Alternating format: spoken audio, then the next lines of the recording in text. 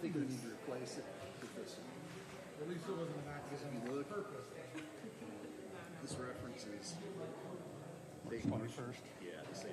So most of it's the same except It's the same except for those dates. Okay. I don't want to. Joe? Yeah. So just make sure that's on there by signs. Is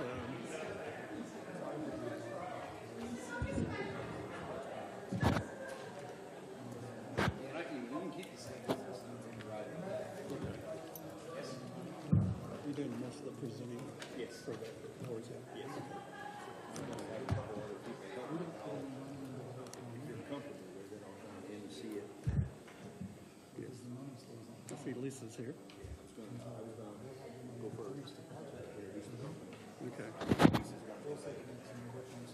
Very good. No, the heater. Well, it's mine also, isn't it? Wow. That's nice. Oh, Your mic.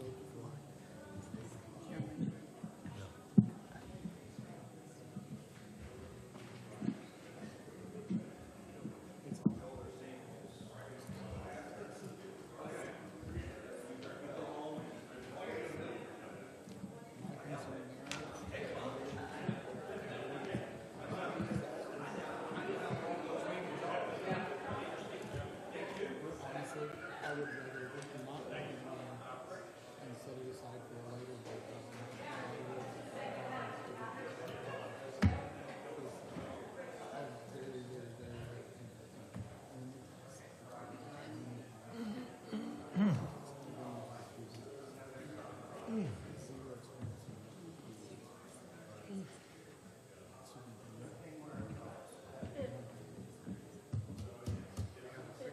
how are you?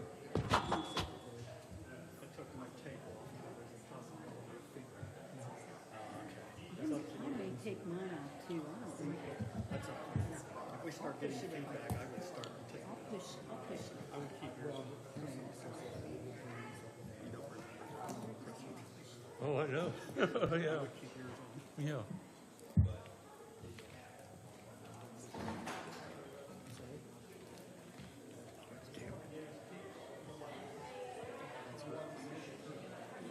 Mr. Tarantino, Commissioner Tarantino.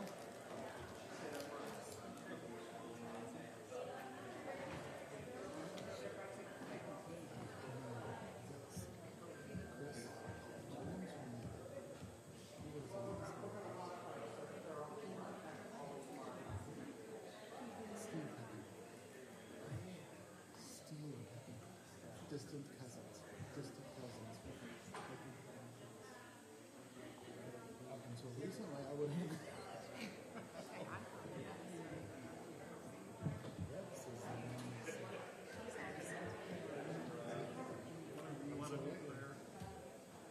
Bobby is working on getting. I can. I'm thinking. I don't do it that often, but I think. Peggy? Would you want to get prayer tonight? I don't care. I can. So there you go. Yeah. That's nice. I think we all ought to do it.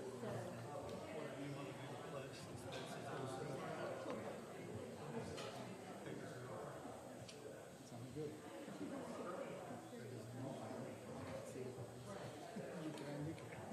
I can see the back of it. Thank you for coming. We'll start in about 1 minute. We're getting some people on Zoom.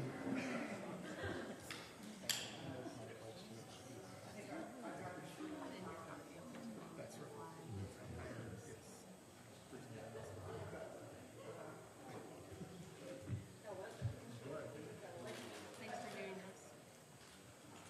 We celebrate. Thank you for that.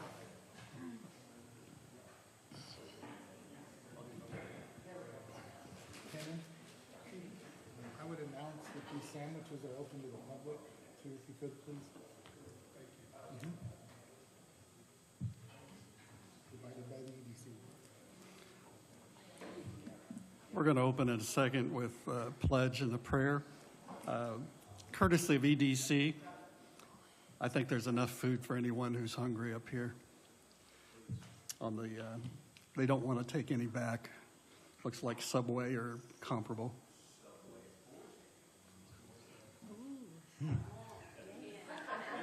Good. very apropos for very apropos. It's Boar's Head meat in Subway subs or made. It's Boar's Head. It even gets better. It's Boar's Head subs with Boar's Head meat. Are we ready? Bobby, are we ready? Please silence your cell phones. If you would please rise for the pledge and a short prayer, please. I pledge allegiance To the flag of the United States of America and to the republic for which it stands, one nation, under God, indivisible, with liberty and justice for all. Dear Heavenly Father, we are so humbled to be here to do your service. We ask that you give us wisdom and that you encourage us and lead us down your path in every decision we make.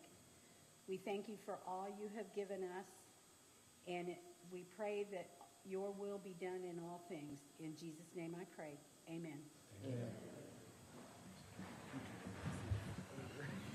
First order of business, I think EDC Director Corey Murphy. We're going to discuss the Boar's Head expansion project. Corey. Members of the County Council, appreciate you holding this special session in the timeline for the plant expansion of Boar's Head brand. And as Mr. Gray mentioned earlier, there is food down here, and please, it's open.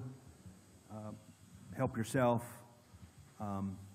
It's Boar's Head sandwiches, and my favorite hummus, chocolate hummus from Boar's Head. When we introduced the plant in 2014, we served Boar's Head as well, except Penny had to go to Muncie to get it at Lahode Meat Market on Wheeling. We ordered at Kroger for tonight. So we're here to consider their plant expansion. We've gone through an approval process. We have bond counsel here, Lisa Lee, Ice Miller. We're happy to answer questions, but by way of summary, this is a $126 million expansion that is building and equipment combined. It's approximately 100,000 square foot expansion of the processing facility,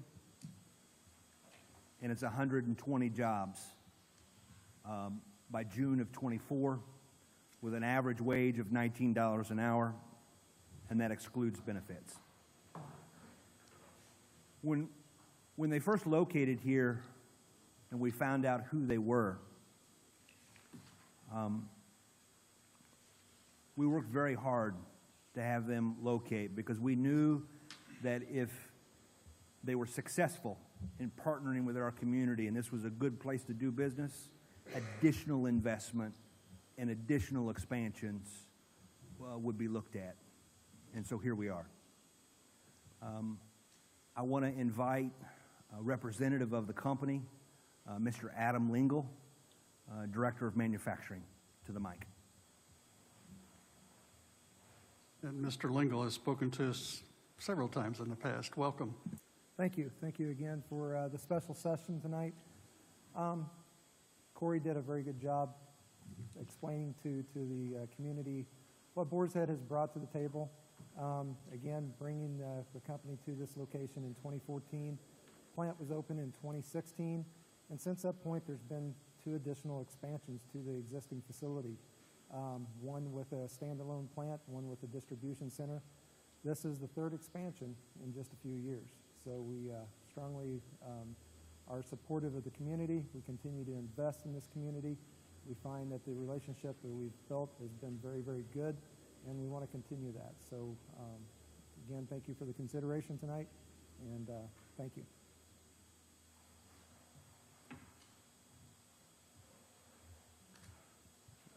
The action before you is a resolution, and so if you have any questions or want Ms. Lee to go through it, we can do that, but I'll we can respond on how you want to move forward from here.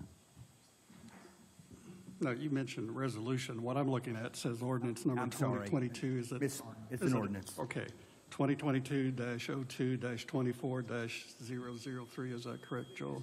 Same ordinance you introduced in the February meeting. Dates changed on you, changed dates for your Okay. Okay. What you sent to me and the other council members earlier this week, I believe, maybe Monday or Tuesday, did it have the old? It has the update. Okay. Your copy, council members should say April 5th, today's date. On the copy you're looking at, the ordinance that I mentioned. Okay. Are there any questions for the members here about the contents of that ordinance, which several pages?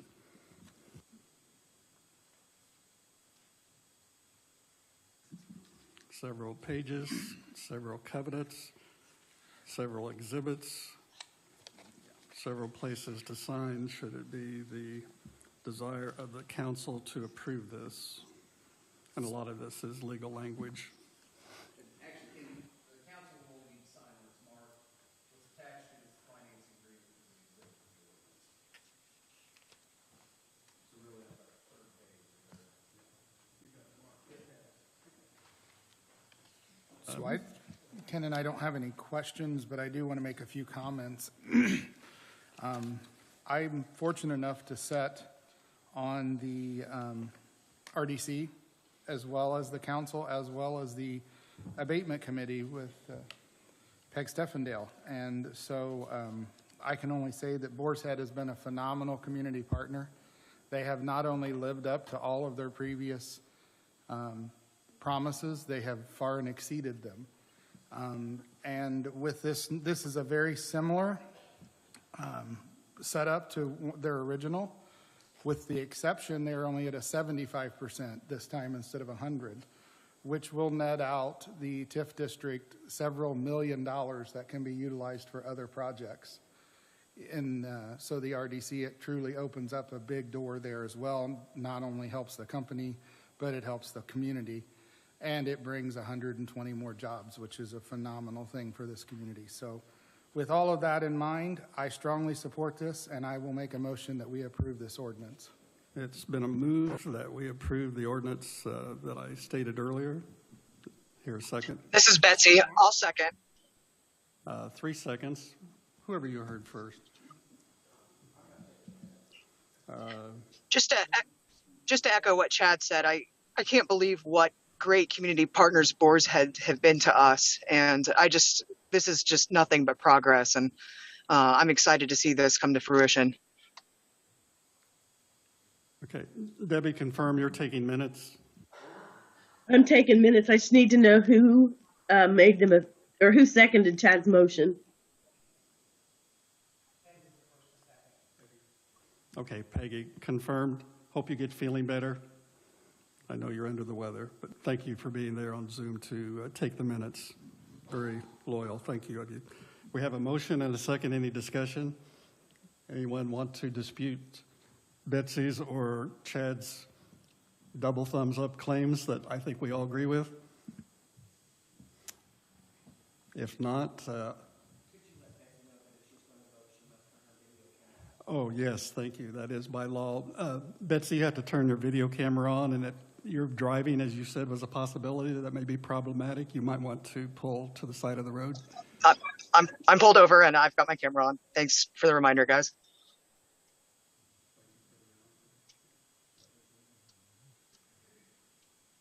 Okay, are you ready that you can take a vote with a camera on?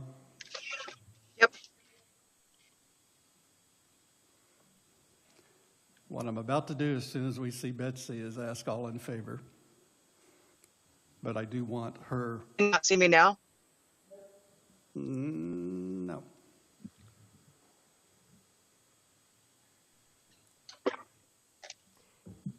We could take the vote potentially without We her. can see her on. Minutes.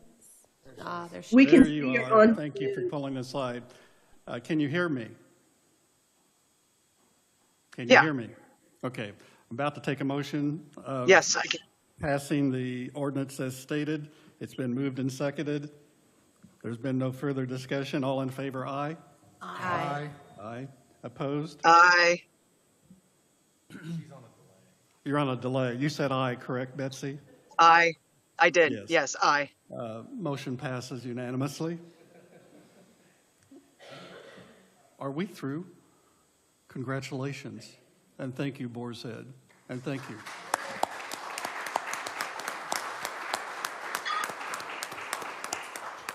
Thank you for being a great community partner, supporter, and a lot of activities and events and clubs and organizations around the county.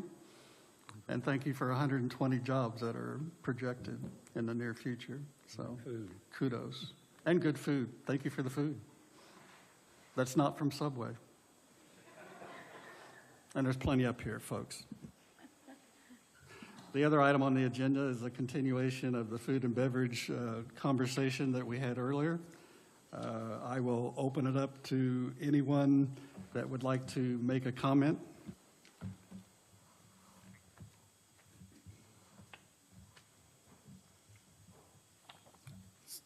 So I guess the thing that we kind of tabled at the request of the city council was the sports park request for $1 million. The city council did pass a resolution last night in support of that project. If it was a 501c3 that had a separate bank account from the county, in a conversation with Joel, or it's in the city, I'm sorry, not the county. In a conversation with Joel, I don't know that that truly matters much to us because the food and beverage money never leaves the county coffers until it's paid directly to the vendors. It never goes to any of these recipients' bank accounts.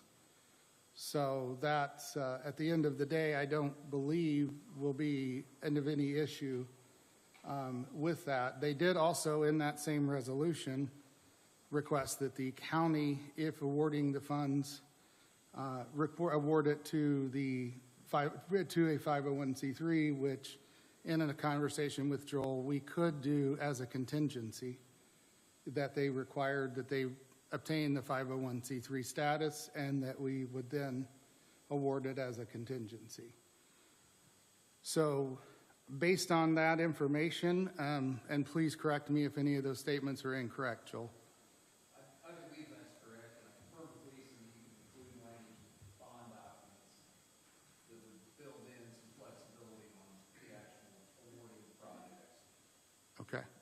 So based on that, considering the advice of the committee, that the Food and Beverage Committee, it's the Sports Park scored very high on their lists, every list they put out. So based on that, I would make a motion that we award the sports park the $1 million that the Food and Beverage Committee had recommended. It's been moved by Councilman Malakote that we award the remaining $1 million in bonding to the sports park based on the council's motion that they passed, which says, I further move that the city council respectfully ask the county council to make any award to the Henry County Newcastle Sports Park contingent upon the Henry County Newcastle Sports Park obtaining its own 501c3, not-for-profit status, and their own bank accounts separate from the finances of the city of Newcastle.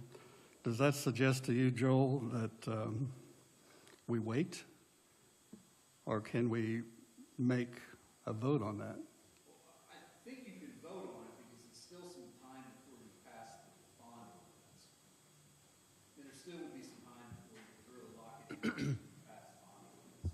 So I think you could vote that, you would use the proceeds from the bond for that project if you so choose, contingent upon the, the project being operated or managed by 501c3. How long does that?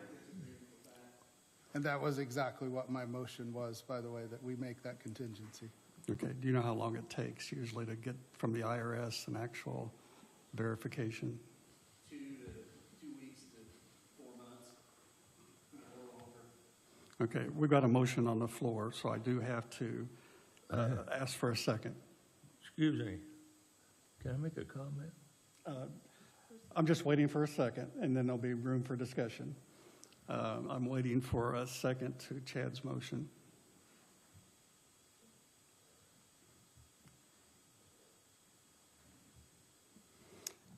Dies for lack of second. Other discussion up here. Kenan, is it okay if I jump in? Yes. Okay. I'm not opposed to this project. I've been thinking about this since our last meeting. I think a sports park could provide incredible return on investment for Henry County and for Newcastle. I guess after, more information coming to light, I'm a little bit concerned with what I feel is a lack of data. The lack of a feasibility study, the lack of, we're seeing other sports parks in the state that are shutting down because they're not profitable. I am not saying this project is doomed to fail by any means. I'm excited by it. I love sports, and I can see it being an incredible boost to our local economy. But something in my gut tells me I want more information, and I want to know where the funding is.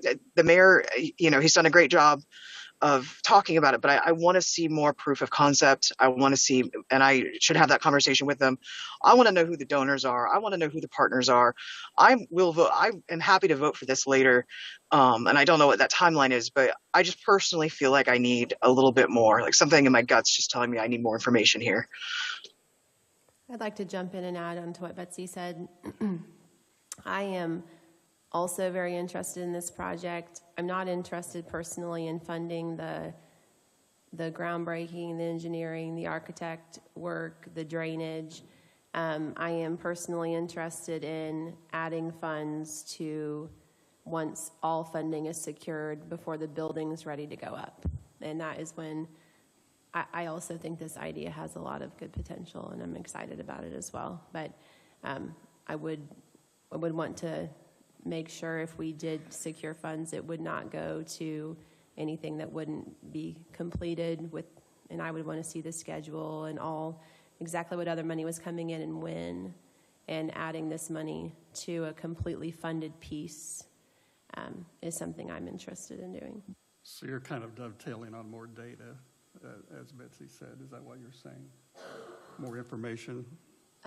More information and a complete funding, being part of a complete funding package. I don't want to be part of seed money. I want to be part of a completely funded project. Okay. Other comments from, we've heard from the north. Can we hear from the south? This feels like Dixie Stampede. I got a question for Joe. Joe, again, this pertains to the fact that I wasn't for the bond issue.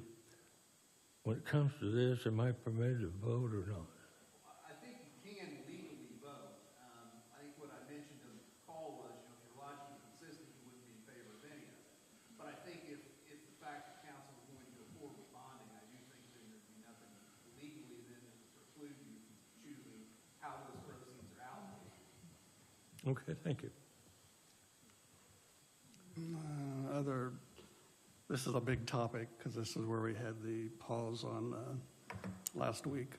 I wanted to say, too, that I'm also interested, I'm going to put this out here again for the second time, with some of these funds going to our park.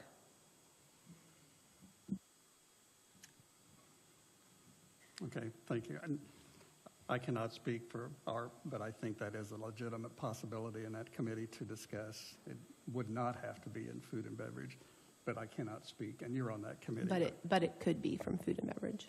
According to the final rules, and Joel, tell me if I'm wrong, according to final rules, parks and some of the things that prevented access to people during the last year and a half during the pandemic is something they'd like people to get outside and exercise and mental health and socialization.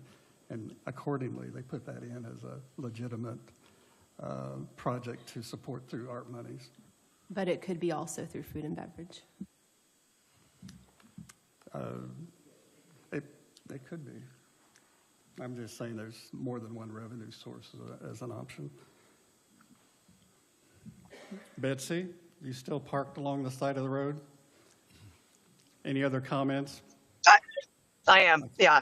No, I agree with Susan. I want more information, and I too would be interested in what we could do at the park with some of this money. The park belongs to the county, and I think investing in it now is not a bad idea. But also, I'm interested to see what the art committee might do. So, Well, you can share your recommendations and thoughts to Susan or me. We are the two council members serving on that committee, and I think we meet the 13th, Wednesday the 13th at 2 o'clock. So if you have ideas along those lines, feed those to Susan or me, please. There are people wanting to speak, but I want to give council first dibs at commenting.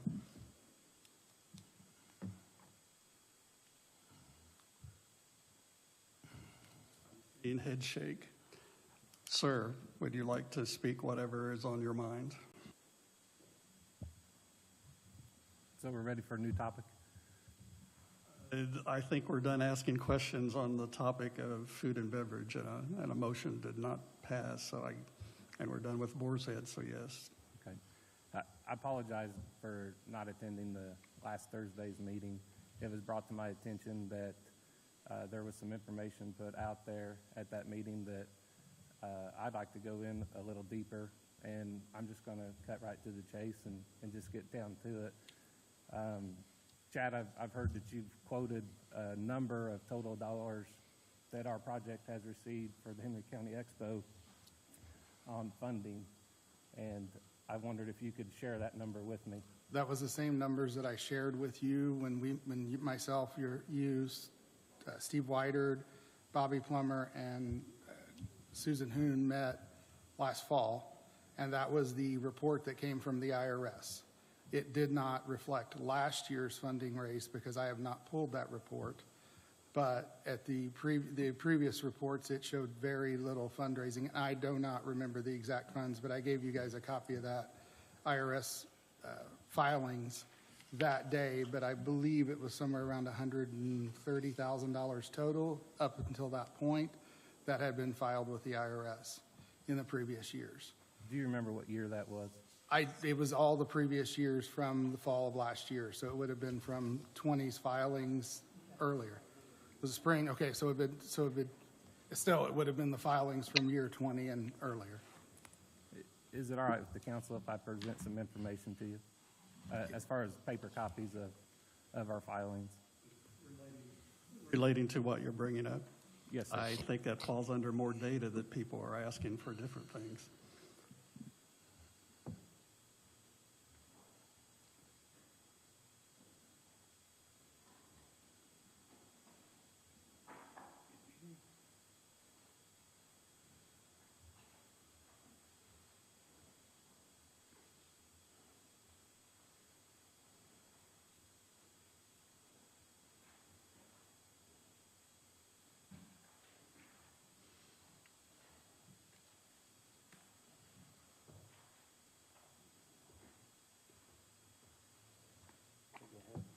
Thank you.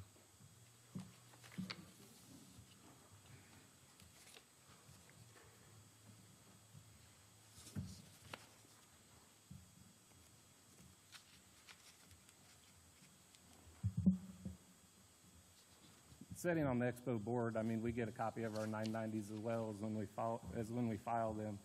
The top page of the information that I gave you is a summaries of funds that this project has collected according to our 990s and what we're going to turn in for the 2021 season. It's easy to find those numbers on your 990s. If you go to the first page, underneath the date of 2018, you drop down 3 line items, and that's gross receipts or gross revenue for that year. So that's where those figures come from that depicts how much money that we've actually raised. As you can see, there's not $137,000 a year on those 990s. And in fact, through the total of those 4 990s, we're just a little over $1 million, or just shy of $1.1 million. If you go further down, we do have cash pledges. We have a cash pledge from the Henry County Community Foundation that has a total of balance of $125, which that information is also in the packet from the Henry County Community Foundation. The remaining $60,000 of those pledged funds comes from private donors. Our private donors don't like us to give their personal information, so I did not share that in the packet. The Sears Building 0% loan. Mr. Reitzman donated the Sears Building to us. Mr. Weidert said that he felt like that Sears Building was worth $300,000, and he agreed to lend us $300,000 against that building until it was sold. The selling price of that building services that loan. So that gets you to the total of where we're at $1.5 million, which is a far cry from $137,000. This project has had a lot of hurdles along its way, and miscommunication of information or making the information sound something to fit a narrative has been an obstacle. So you got the information in front of you. They're the 990s, and that's what we experienced. We also have some people from the Henry County 4-H Association and 4-H leaders that would like to speak with you guys this evening, talking about the fact that the Expo and 4-H do work together, and it is for the good of the kids of Henry County. Excuse me. I have a question for you. Yes, ma'am. Is this all cash? So, yes. You have the pledges, which is cash, and then you have the building, which is cash. So yes, this is all cash funds. These are not in-kind contributions? No in-kind contributions. Okay. And what's the amount of the in-kind contributions?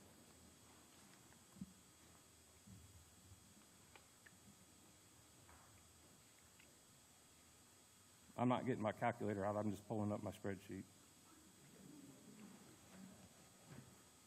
We figured you were texting someone, like phone a friend.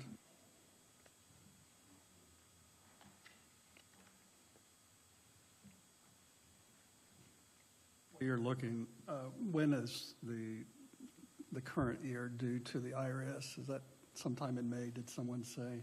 May 15th is the scheduled. So this does not reflect, where is that on your 2021? 2021, that's the figure that we're going to turn into the IRS as funds collected in the 2021 season. Okay, so you anticipate putting roughly $349,000 and change in your current 990 that's due May 15th, is that correct? Yes. Okay.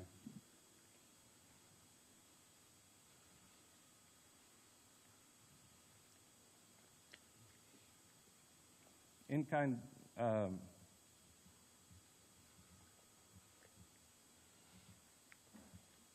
in-kind donations are right at $632,000. Have these cash contributions and in-kind contributions all been consumed at this point? No, and actually we've had a company that has added another in-kind donation to it. Nine Star has agreed to.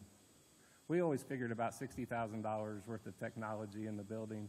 Nine Star came out, they took a tour of the facility that we got started, and they started brainstorming ideas of different equipment that they wanted to donate as far as computers and 3D printers.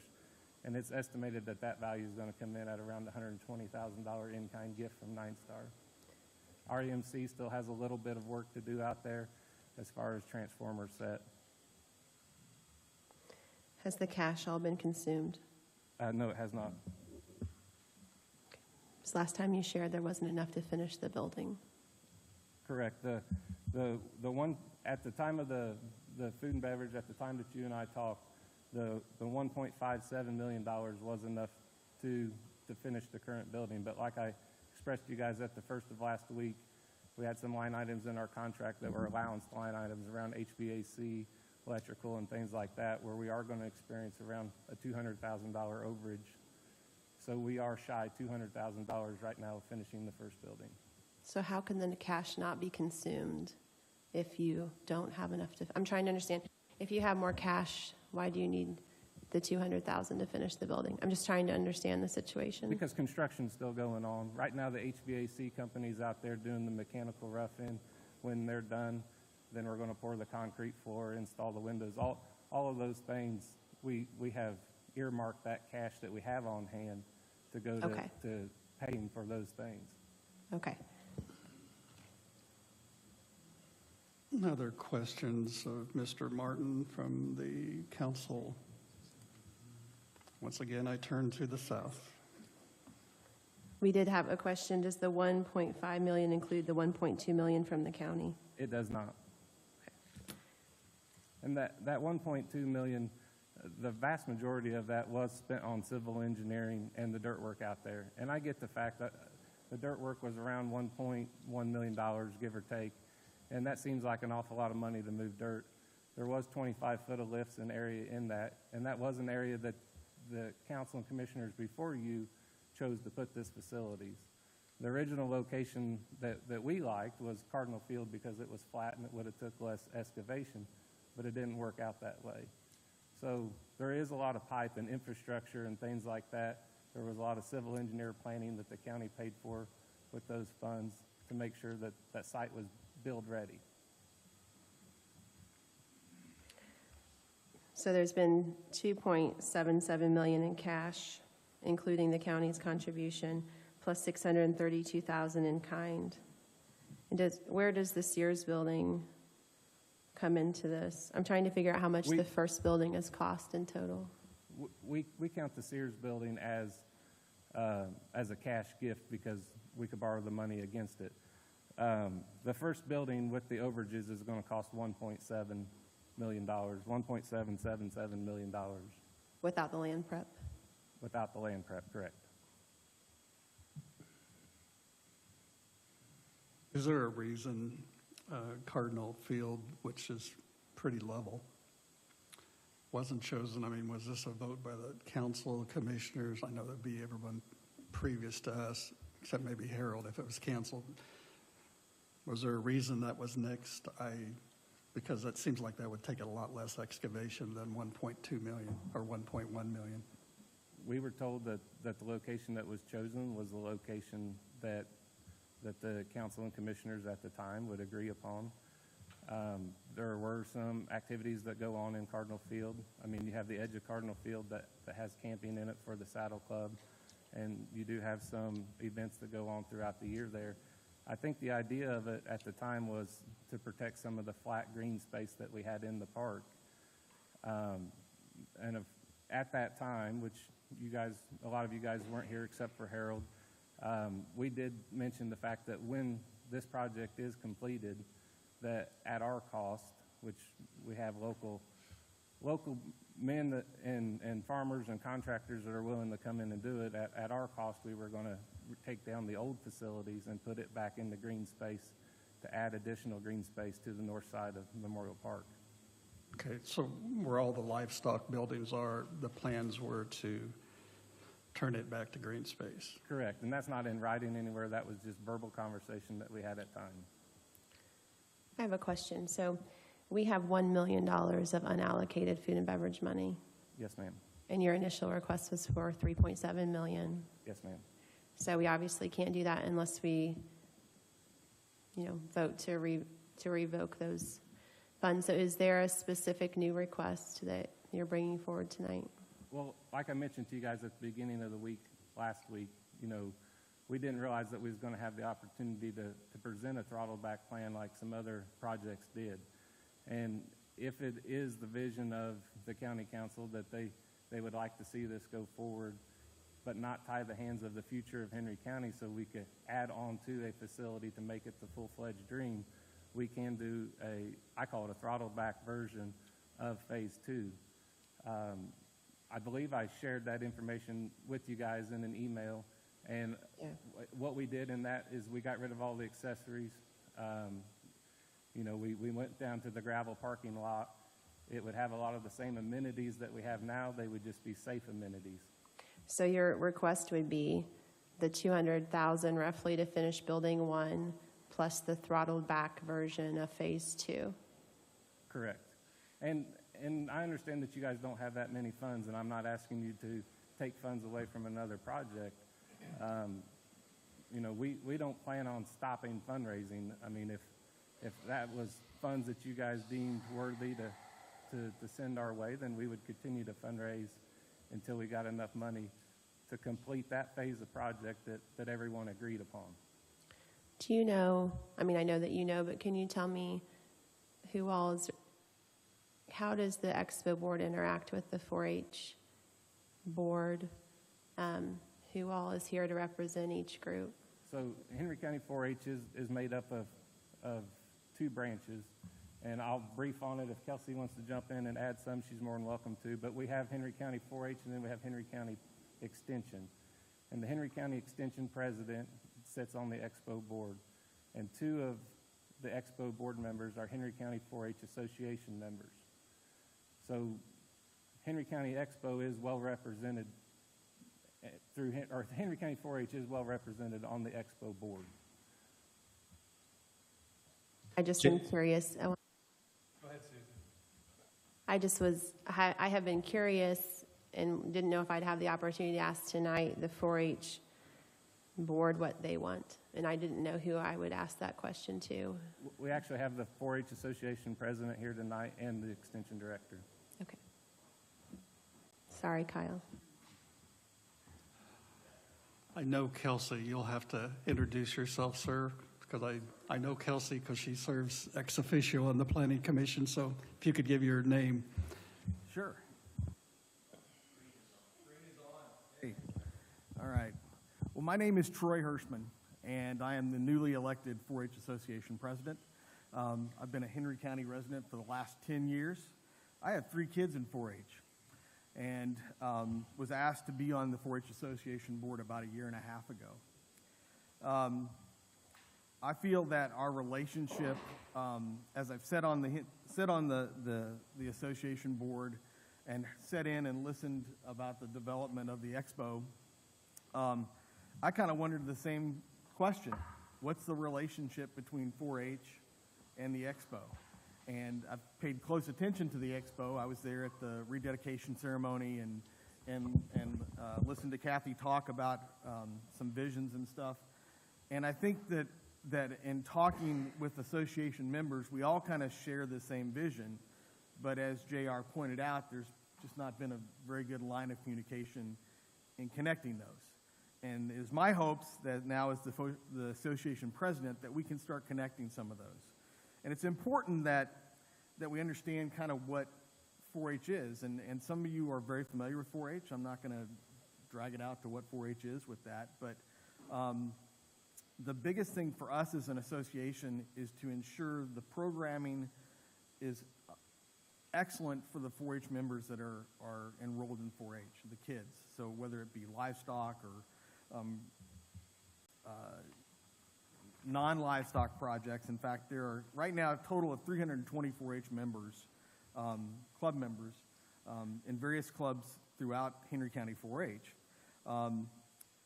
There are 281 members that are in livestock, and out of those 281 members, there are 450 projects that are being done by those livestock members. At the same time, we have 291 members that are involved in non-livestock projects. Now, that means that there are some crossover. So there's not 281 members that are just involved in livestock and 291 members that are just involved in non-livestock projects. There is some crossover. But we want to support programming that best gives those members an opportunity to learn, an opportunity to grow in 4-H, whether it be leadership roles or opportunities to learn from community leaders, which we definitely want to partner with in those capacities as well. And our relationship with the Henry County Expo provides a facility that we can maximize those opportunities to give the best programming that we possibly can for those 4-H kids. So the 4-H board is excited about the Expo project, and you want the 4-H barns there by the first building, is kind of what I'm asking. Yeah. I think that's that is a unanimous opinion of the 4-H board. You want the new barns. I don't know if I can say if it's a unanimous.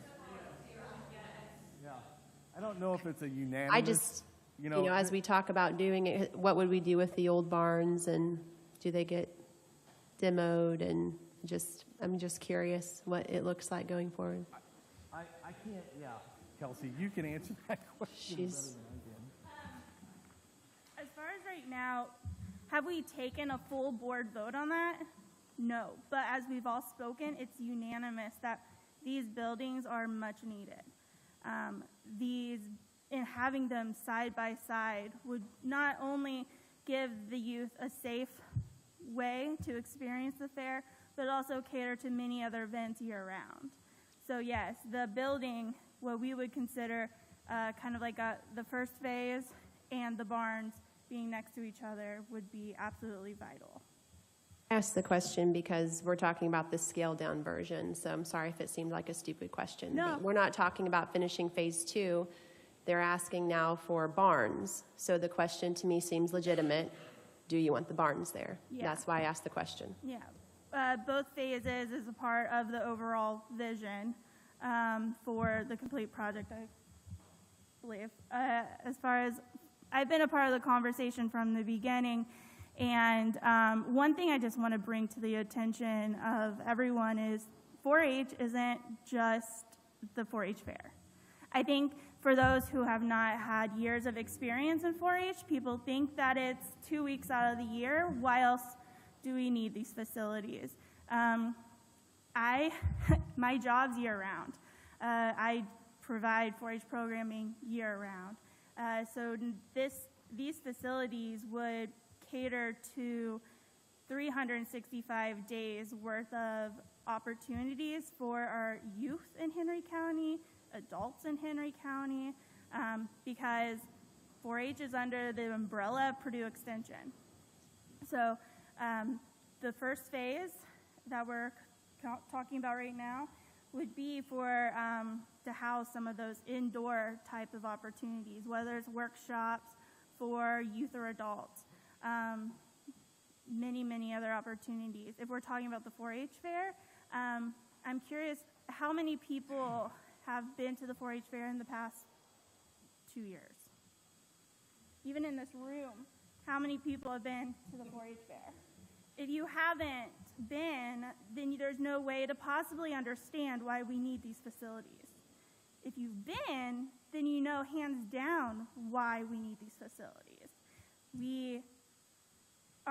The Smith building currently houses what we call our indoor non-livestock projects. We have about 291 kids who do those projects, and if you give me those statistics, 750 projects for this year have already been enrolled for. We need that space, and not only do we need that space, but we need a safe environment to show the livestock as well. Currently, our facilities need work, a lot of work, and they're not necessarily fully safe without the adjustments that we need to make in them, which I've already talked to the commissioners about. But 450 unique livestock projects go through that fair in just 1 week. So the barns are necessary. To have them all in one facility on the same side as the Saddle Club is a dream for all of us to share one space on the same side of the road has been a dream for years. So I'll kind of stop there, but if anyone has any questions. Are the inside, I participated in 4-H 10 years. Mm-hmm. And I was the club president for the last 3. All of mine, and we lived on a farm. And early on in my life in 4-H, we had livestock, but I never participated in livestock. They were all forestry, wildlife, conservation, electricity, weather, list goes. And I know there's different topics now than there weren't, probably computers now that wasn't even existing then. If Mr. Martin said the other day that phase 1 would not be completed in time for the 4-H fair. So are we talking Smith building for the remodeled Smith building for the inside projects this year? Absolutely. Okay. Yep.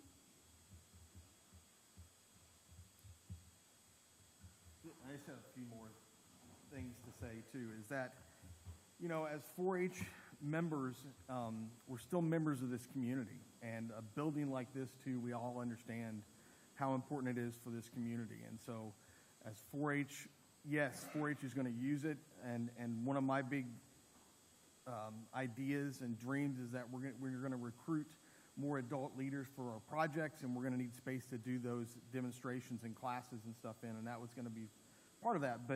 But also, we want to make sure that as 4-Hers that this building is representative not of just of 4-H, but for our community and for entities and businesses that want to come in and use this facility for whatever, business opportunities, conventions, shows, whatever it might be, that's representative of Henry County. And we want to make sure that we can provide people that can help out with that, possibly, you know, to be that representative with that. Thank you. How do you pronounce your last name again? Hirschman. Hirschman. Yeah. Okay.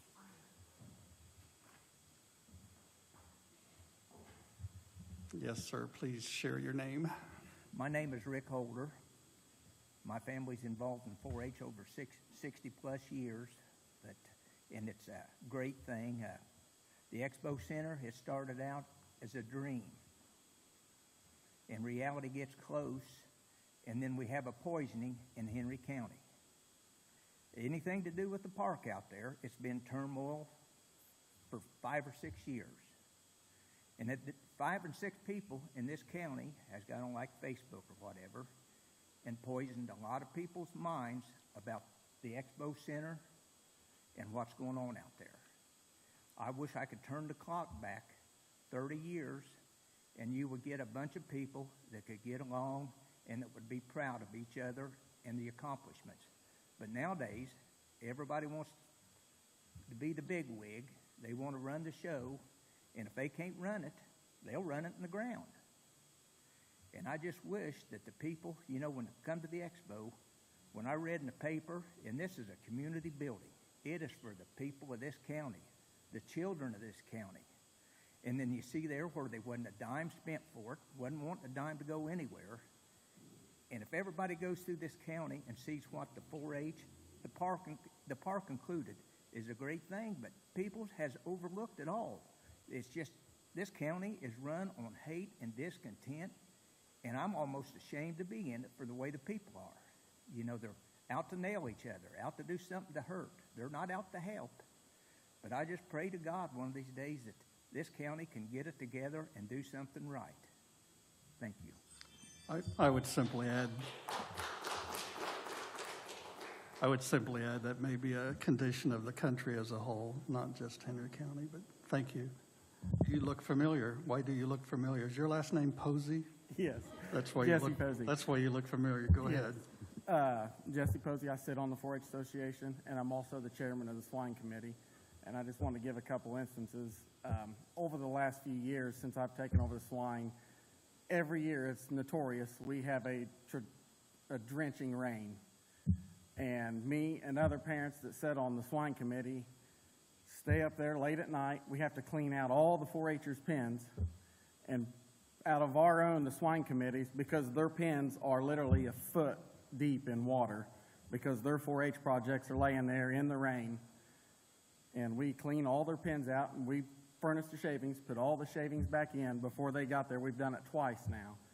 And also last year, during the county fair, everyone that was in the wash racks was getting shocked. Their livestock and the children was getting shocked because of stray electricity. You said shocked. Shocked. Okay. Yes. Electricity. Okay. Yes. And they hired an electrician to come out, and he couldn't figure it out. And a bunch of us redneck farm boys figured it out in about 12 hours. But the buildings out there are just very unsafe and need condemned. So I just wanted to give my 2 cents. Thank you, sir. Thank you. Any questions from the council to either the past 2 individuals? Yes, Kyle. Can you elaborate on the benefit of having the expo be the owner of the facility, if you will, versus it being under 4-H control from a planning standpoint and an economic standpoint going forward for the events you'd like to host there? Well, for one, I want to correct you. We're not going to be the owner of the facilities. I mean, once the facilities are complete, the Henry County Commissioners own the facilities like they own the ground. We're the non-for-profit that are managing the facilities, and we're the non-for-profit that has went out there to try to gather funds from our community to fund the facilities.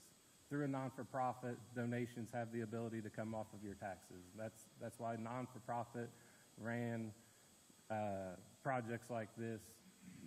That's why they have value to them. There was a lot of discussion on whether or not we do a standalone 501c3 that we ended up, actually the Henry County 4-H Association and Henry County Volunteers named it the Expo, and the only reason they named it the Expo is they wanted to be able to market this outside of Henry County.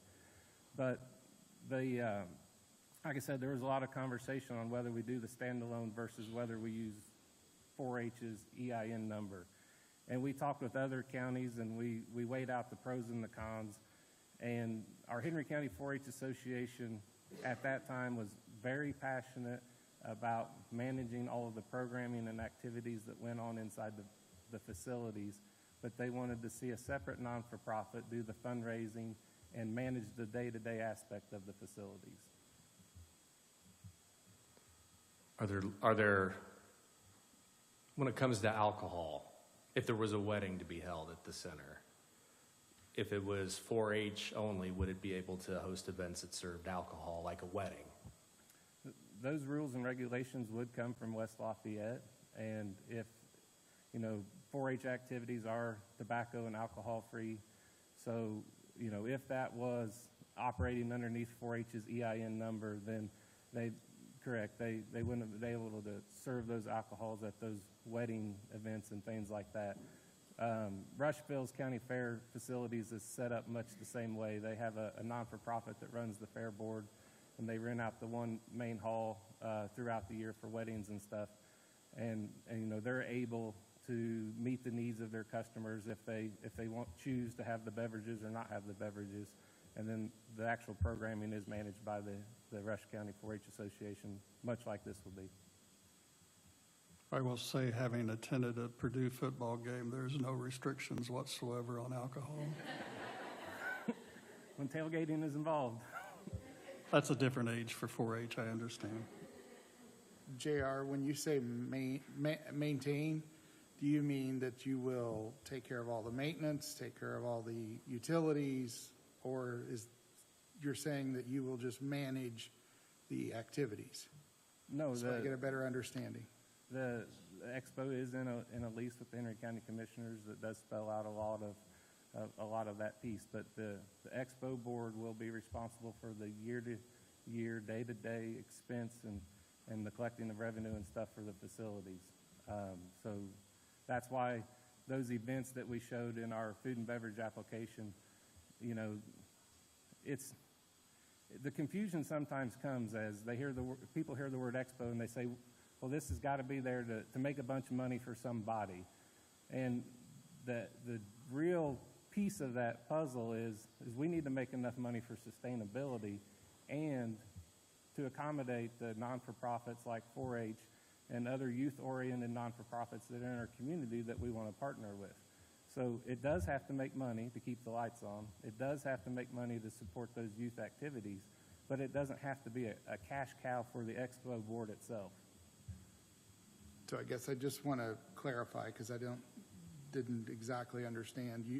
The Expo Center would be responsible for all the maintenance of the building, anything that breaks, anything that messes up, any utilities, any salaries, maintaining the property. It would not, technically it's no different than several other things we've done, such as the Saddle Club lease, but they maintain that property completely and they pay all the salaries, pay all the maintenance, do all those things out of the Saddle Club. It would operate similar to that? Correct. You are correct.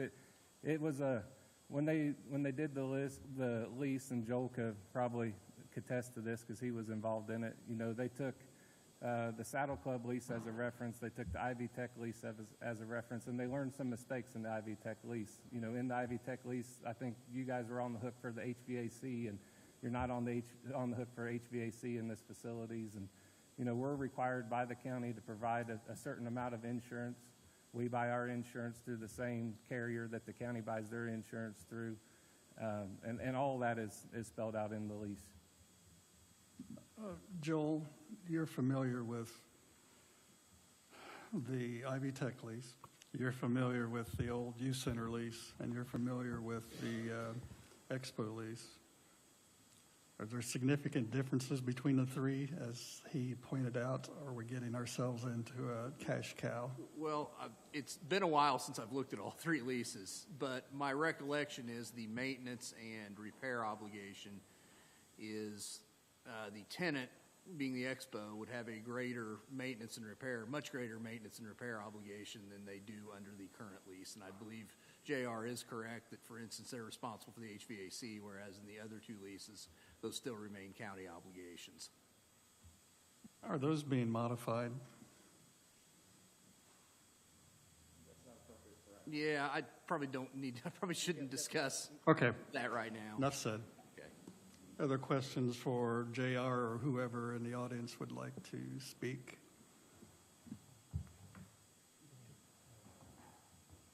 I have a question, JR. When the Expo project was first initiated, was 4-H a partner in that at that time? I don't recall 4-H ever being mentioned when it was first initiated. It was mainly expressed that it would be a event type thing, project. So has 4-H just in the interim just become an active participant in this? No, 4-H has been involved in the very beginning. So at the June 19, 2017 meeting with all the council commissioners and the park board, 4-H was the non-for-profit at that time that, was coming to the meetings, was talking about the dreams of the park. And like I said, a lot of your Expo board is 4-H association members as well. The 4-H association are the ones that wrote the bylaws for the Expo. The 4-H association and volunteers are the ones that named the Expo. It wasn't until months after that June meeting that the Expo was even in existence. It took all of that 2017 year to, get the ducks in the row once 4-H decided that we did want to set up a separate non-for-profit, filing for the 501c3, and then, getting the bylaws and all that stuff put into place and getting the first board of directors in place, which in the beginning, all the board of directors were Henry County 4-H volunteers or association members. Since then, we've reached out in the community. We've pulled some different people in to expand our circle of friends so we can always stay, in touch with the needs of the community outside what we see. Thank you. Thank you. When the phases were switched from the livestock building, the barns, to the event center, is it my understanding that that did get switched along the way from which one was completed first or started first? Yes, sir.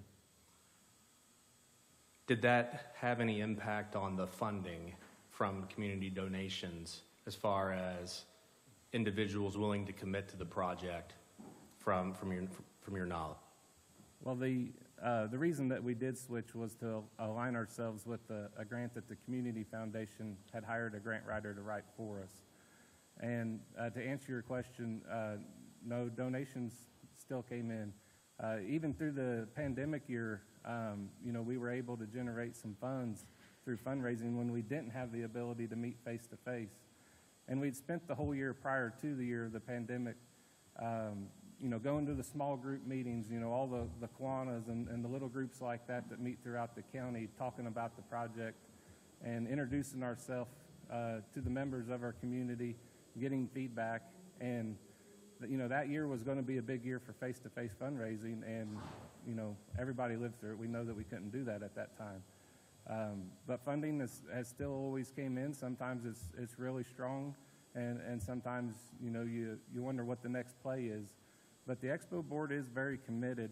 And I would like to say we had 2 individuals reach out to us last week. We've actually picked up a new board member. And they just said, hey, we realize that, It is what it is with the food and beverage. We don't know what we're going to get and what we're not going to get, but we want to see this project done. We want to come on board, and we want to help with determining what the future of fundraising is and the actions that we take going forward. So that's been very encouraging to the Expo board, and we do look forward to working with our new partners.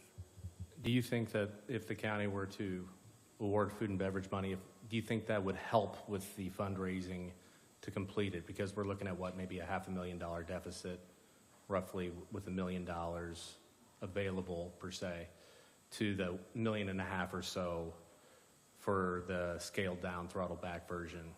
So maybe $700,000 with the $200,000 shortage on phase one. Do you think that will help drive the fundraising process forward? Yeah, anytime that we've ever experienced a large donation, whether it be from private individuals or the community foundation, it does boost our fundraising abilities. The first grant that we got from the community foundation was a match grant, and it was up to $300,000. No more than a $10,000 gift would be put towards that $300,000. And you know, when you're talking with people, it's just a nice little thing that goes in the back of their mind that, hey, if I give $1, somebody else is giving $1 in my name almost. And so, you know, if we go forward with that, obviously we wouldn't be fully funded to start phase two. And we would put together a fundraising plan, and when we met that proposed cost of the project, we would come back to you guys and say, you know, here's where we're at. We're at this dollar figure. Let's just say we're at 1.7 with the gift that you guys have provided, and you know, we're ready now to go out and see if that's enough money to build phase two, or if we have to continue fundraising. I know that there's been a lot of, you know, well, why'd you start building the building before you were fully funded? And I get it, you know, if you're building a building on your own property, you have all the funding secured. And we were in a position where we had donors, some of who made large contributions to the project, saying, you know, hey, I want to see something for my money. And if I'm going to help, then we're going to have something to show the new donors what's going on. So when we got to that comfortable level where we could build the shell and protect the asset of the gift from our donors, that's when we started construction on what's out there. And, you know, there has been delays, and, you know, it's kind of the world we live in right now. I talked to the HVAC guys the other day, and, you know, they got plenty of large trunk line to run the HVAC system, but they bought up every single piece of little smooth wall pipe they could find in Indiana, and you know, they're you know, it's that supply and demand deal right now. It's tough, but every problem always has a solution. You just got to keep working the problem. Is the Expo working with or speaking with the county at all on ways to make this work? You know, if it means making adjustments to the current lease, what's the Expo's position there? We have had some conversations with council and commissioners about, and even with the Henry County Park Board. I just want to say I think the Henry County Park Board right now is phenomenal. We actually got veterans serving on the Henry County Memorial Park Board, and I see bright things for their future. But we've talked with those three individuals about having a representative on the Henry County Expo board. We have room for 15 board members. So if that was something that would help with the transparency, so there was no question of what was going on because they were attending the meetings just like council and commissioners attend EDC meetings and other meetings like that throughout the community, then we'd be more than welcome to have them. They'd be a voting member. They'd have the same rights as any other board member that's there. This has always been.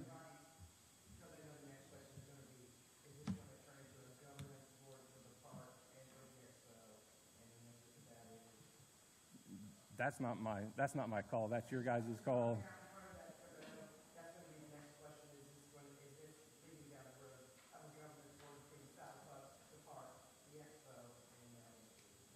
I feel like that we've had a good working relationship with the past park board president and the current park board president.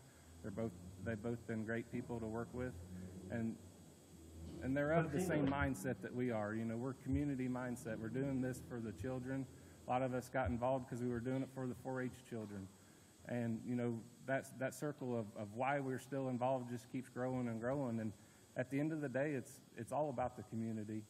And, you know, any support that we could get from you guys, even if it's, you know, even if you choose not to financially support the project, you know, we got to all decide that we're going to work together for the greater good, whether it be through funds or whether it be through good words. But without that, I mean, it's an uphill battle. We keep fighting it. So, any other questions? I could ramble. I apologize. No, I have one, JR. You have a letter from Susan Falk-Neal, who's the 2021 board chair of the Henry County Community Foundation, and they awarded $200,000 this past November, so what, 5 months ago, give or take. And Susan may have asked this question, and if so, just say so. Has that been tapped, or is that available? Because you said you were about $200,000 shy of finishing phase 1. So that is listed in the summary. What they did was it was a $200,000 gift. They gave $75,000 up front last year. And then in the letter that's in your packet from the Community Foundation, it gives the payout for the rest of that $200,000 gift. So there's a remaining balance of $125,000, and that's the $125,000 of the $185,000 that's listed as pledges. Could that go towards the $200,000 you're shy, the $125,000? No, that goes towards the total figure there of the cost of phase 1. Okay, thank you. This is Betsy. I have a question for JR. And JR, thanks for being there tonight.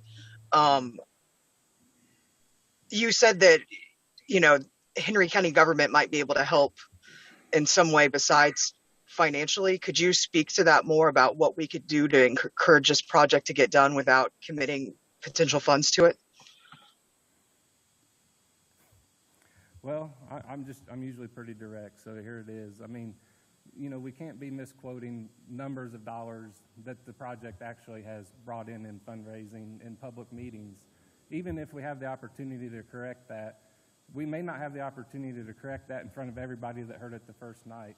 And when you start putting doubt in the minds of the community from elected officials because of not the correct information, then we find ourselves a lot of times having to correct that information. And we do it willingly, but it does make it an uphill fight in some circumstances.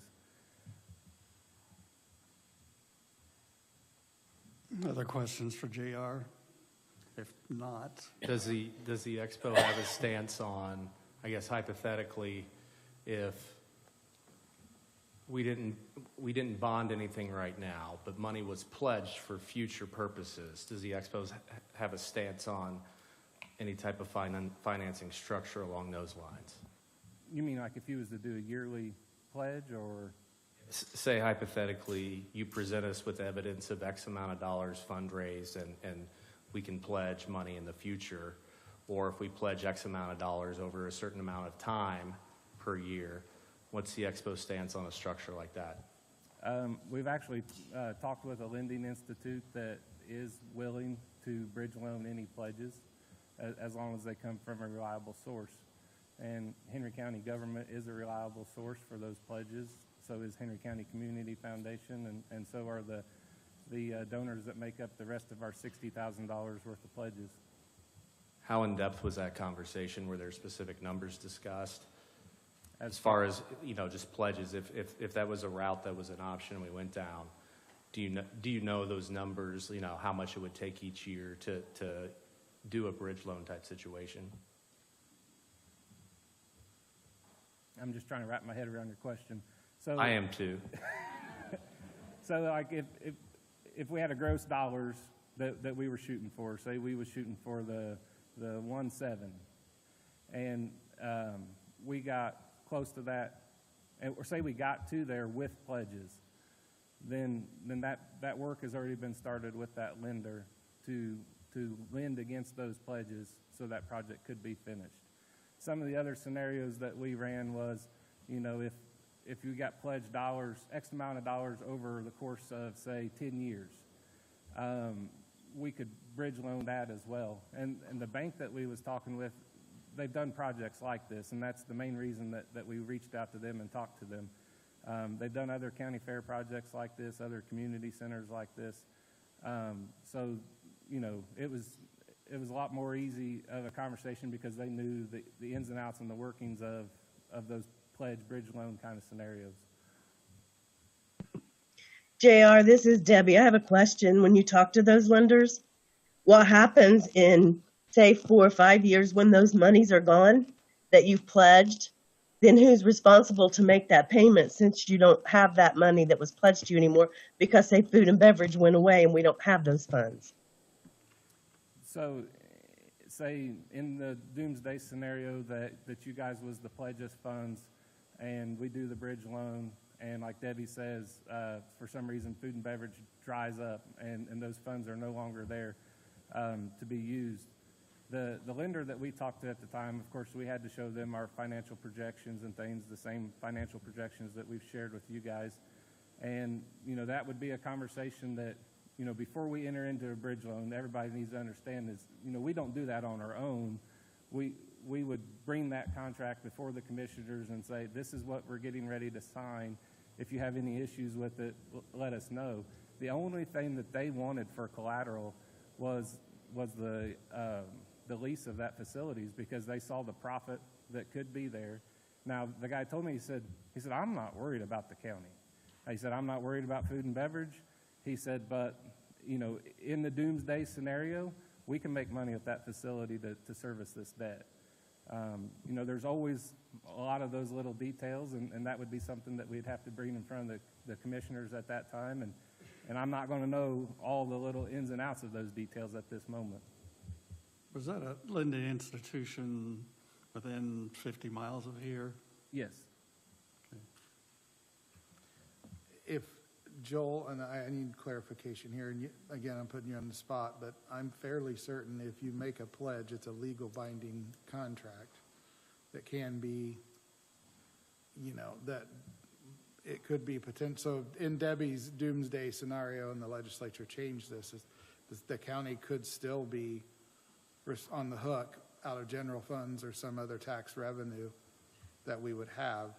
The other question is can we legally make promises out of future budgets when the 7 of us are not going to be here setting as council people in the future without a formal loan or some type of a bond like we're doing with food and beverage, which is actually just a general bond? Can we do that? I mean, I think the answer to the first question is yes. I mean, a pledge can be a legally binding obligation, depending on what form it takes. The second would be more problematic, that given you have the discretion to make budgets on a year-to-year basis, that absent, like you mentioned, a bond or some sort of, I mean, it's bonds typically the long-term structure for pledging funds like that, yeah, typically, I mean, I can't say you couldn't structure something year-to-year, but I tend to think probably things do need to be budgeted year-to-year and as those revenues come in. Is that any different than 5 years ago when the food and beverage last distributed funds, that only one individual is still on the council today that was in there 5 years ago? Well, the council changed. Yeah, council changed. I think all those specific projects that were funded with it were paid out at some point after the bonds were issued. So I think the bonds were issued, gross amounts received, they're allocated to certain projects and then paid as those projects submit claims to the commissioners for payment. Yeah, the difference was there was no yearly pledged dollar figure. It was all in one lump sum.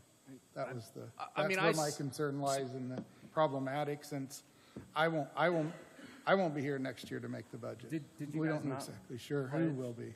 Pledge funds at that point in time? I thought you guys pledged funds to healthy communities at that time for the walking trails of X amount of dollars for so many years. At some point, if I recall correctly, and it's been, yeah, I mean, it's been a long time, so my memory's a little shaky on this.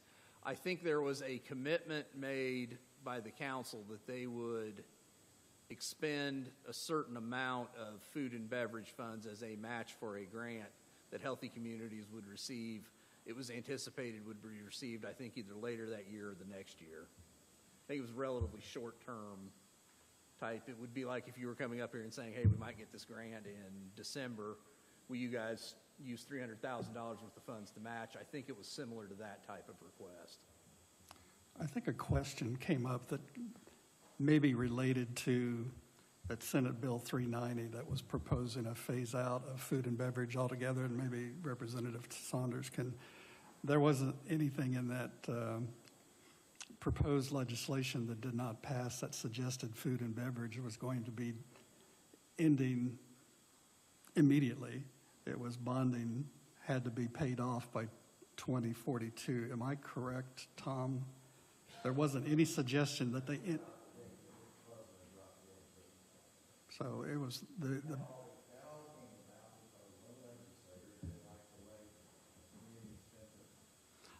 just so everybody can hear and people at home can hear, I think there's concern that either food and beverage is going to go away and we've already committed this and can't pay it off. Whoever represents this county in the next election can battle for that. But as I started to say, that elimination of food and beverage came about because one legislator didn't like the way one community spent some of their money. And so that's how that bill came about. There was not a lot of support in there for it. We have the third oldest food and beverage tax in the state of Indiana. It's been good for Henry County. It makes no sense to me why you've got a half a dozen that have it and you got more that want it and some have it and some don't. Rush County wanted it, but Hancock County wanted a new 4-H grounds, and there were a bunch of people that showed up against it. There were also a bunch of people who came later in support of it, but the Ways and Means chairman said we're not talking any more food and beverage. So I don't think food and beverage is going away. I think the legislators in the state see the good that it presents, and I would hope whoever takes this seat will continue with that. Thank you for recognizing me. I just want to share a few concerns I've had. I've had individual conversations with members of the council. Jake and I have talked a couple of times, and I don't see it as my job to come up here and have you do your job, but I do have some concerns. And one of my concerns, and Betsy mentioned it a while ago, the park is county property. You've got a project out there that's started. John Q. Public doesn't know about the leases. They see the horse grounds, that's county property. They see a mud hole out there that's county property. In my mind, that has to be finished. You talked about food and beverage tax on serving alcohol. Why would you not serve alcohol there to a wedding? When you look at the documentation, the people who are going out of the county for weddings, and they buy food, and they buy drinks, and they buy liquor, the food and beverage taxes collected on that can be brought back into your fund to fund other projects. I don't have a problem with what the mayor's talking about. I do have some of the problems with some of the concerns that you said, you being the council, we're not going to spend any more tax dollars. We don't know what they're doing. It's the same thing. His project's not fully funded. You don't know where it's all coming from. And he hasn't started yet, but you were willing to give them a large chunk of money on a project that's not even in the county, it's in the city. I'm sorry, it's in the county, but it's going to benefit the city. I just want to share, you've got to finish a project. And you say, everybody I've talked to is against it. Well, the people who are talking to me are wanting to know why you're going to start another project before you don't finish the one you've started. If Jake had listened to me 2 months ago, I told him to give it back to you. You know, you're not getting any support from them, give it back to them. Then they're going to have to finish it. My only concern was you were going to give away all your food and beverage tax money and you wouldn't have the money to finish it. I see this as an event that brings people to this county, spend money here. That money goes back into the fund that can be used to fund future projects. That's what it's all about. I commend all the people that have worked on this. It's like beating a dead horse. You guys have to make that decision. But I just think we need to finish one thing before we start another.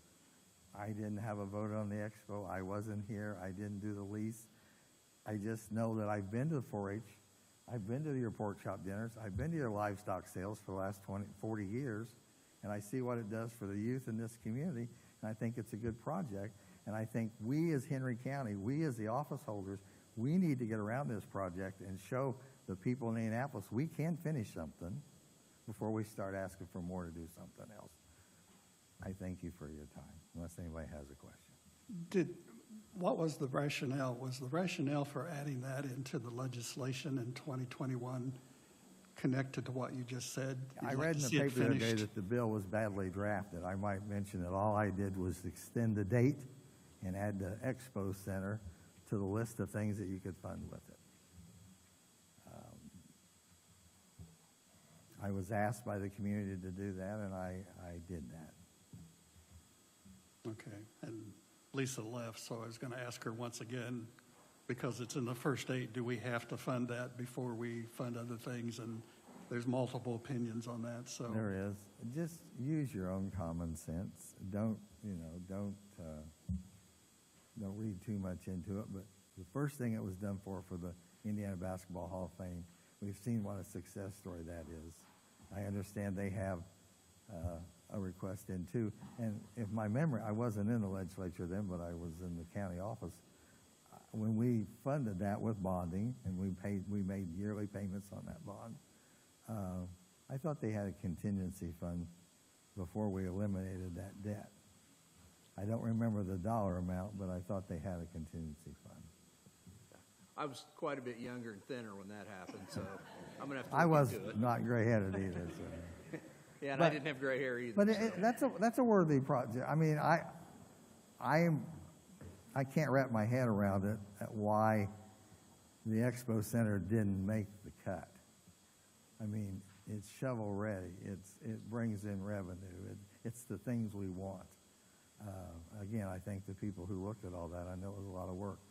But my concern is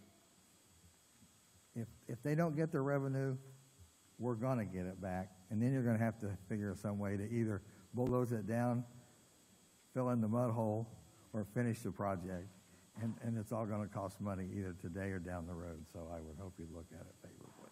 Thank you. Thank you, Tom. How much money is in it? In what's out there now, how much money, JR, I guess you would be the one, how much is put into what's out there currently as of today? Excavation and the building that's out there, and they're putting in heating and air conditioning, it sounds like. Yeah, so we would be, like I said earlier, the excavation come in at around $1.1 million, and that was with the civil engineering and the rebuilding of the Phillips shelter. And then what has been done to date, would be right at $1 million, give or take. We are getting ready to issue some funds to secure the rest of, or about 90% of the additional building materials, so we could lock in case inflation keeps going up. So that's going to be our next payment that we make to the contractor, and then from there, like I said, we're going to go in with the concrete floors, the windows, start framing up the interior walls, and try to get this thing wrapped up. You're $200,000 short. You say what's going to be left over that you can't complete with monies on hand? A lot of it's in the finished work. We're going to have to obviously do some mechanical rough-in on the sprinkler system before we finish the ceilings. So a lot of your bones are going to be there, and it's just going to be ready to be finished. So you're looking at, I always call it's like the light switch cover items in a project. It's those smaller things that tend to add up a lot of cost. Your bathroom fixtures and the rest of your lighting and the rest of your interior finishes as far as drywall and trim and pieces like that. When did you say the other day that you anticipate this phase 1 to be, I guess not completed, but near completion? When the money runs out, when do you anticipate that on the calendar? Well, we're going to continue to work the problem with the $200,000, and the contractor is going to be on a steady schedule out there this summer. If we don't have any funding delays due to the overages, I would say by early to mid-fall, that could be done. Now, that is also, please don't tattoo that date anywhere on me, because if he does experience an issue with getting supplies, we're always at the mercy of the supply and demand chain that this country's fighting right now. Other questions from the council?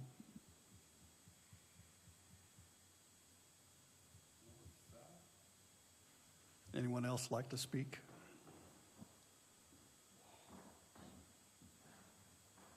Hello, my name is Faith Martin. I'm currently a 4-H member. This will be my 9th year.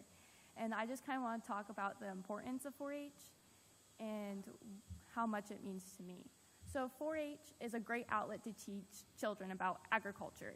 And agriculture is the wheelhouse of our social networking and the way we live. Agriculture is the reason why you have the clothes on your back and the reason why we get the food we have today. And with creating this expo, we create safe ways for us to learn and educate our community about agriculture. Hi, I'm Clayton. This will also be my 9th year as a showing at Henry County 4-H. I just want to ask for you guys' support in this situation. I know what it's done for me and my family and my friends. As far as leadership opportunities and stuff like that, I know I've learned a lot about myself and about others, and about how to deal with situations. I just hope that you guys can support us in this decision.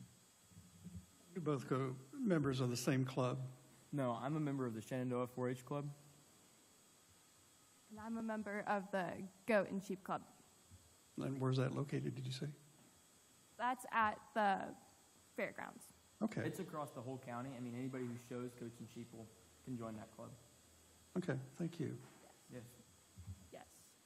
So all of our 4-H members and people, we are going to do our 4-H pledge. So if you all could stand and join us in that. I pledge my head to clear thinking, my heart to greater loyalty, my hands for larger service, my health for better living, for my club, my community, my country, and my world. Thank you for your time. Thank you. Yeah, thank you. I remember saying that pledge often in my youth. Do you know 4-H was started near Springfield, Ohio, in the world? You drive out I-70 and there's a sign that says first 4-H originated here near Springfield, Ohio, so it's nearby where it started. Other questions from any other speakers? Any other questions? Good evening. So I'm new here. I'm an outside observer watching all this going on for the last few months. Oh, I'm Nancy Custer. And like I said, I've been observing this for the last couple of months. It's been rough on everybody on multiple levels, both city, county, everybody trying to get together to work out various projects on this food and beverage money. As an observer, seeing the different discussions, the anger, the hurt feelings, the happiness, all things included, what I've gathered from this is, you guys, while you've been divided on this, what I see tonight here is some coming together. And, I drove out and I looked at the expo, trying to familiarize myself with Henry County. And Tom's right. You've got a building that's got to be finished. And, no offense to the other projects that are trying to be worked, the sports complex or whatever, but you've got something now that you need to complete.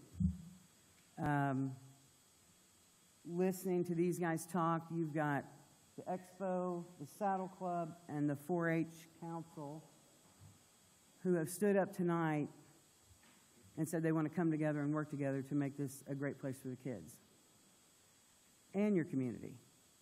So you got young adults sitting in this room that have been sitting here for an hour and a half.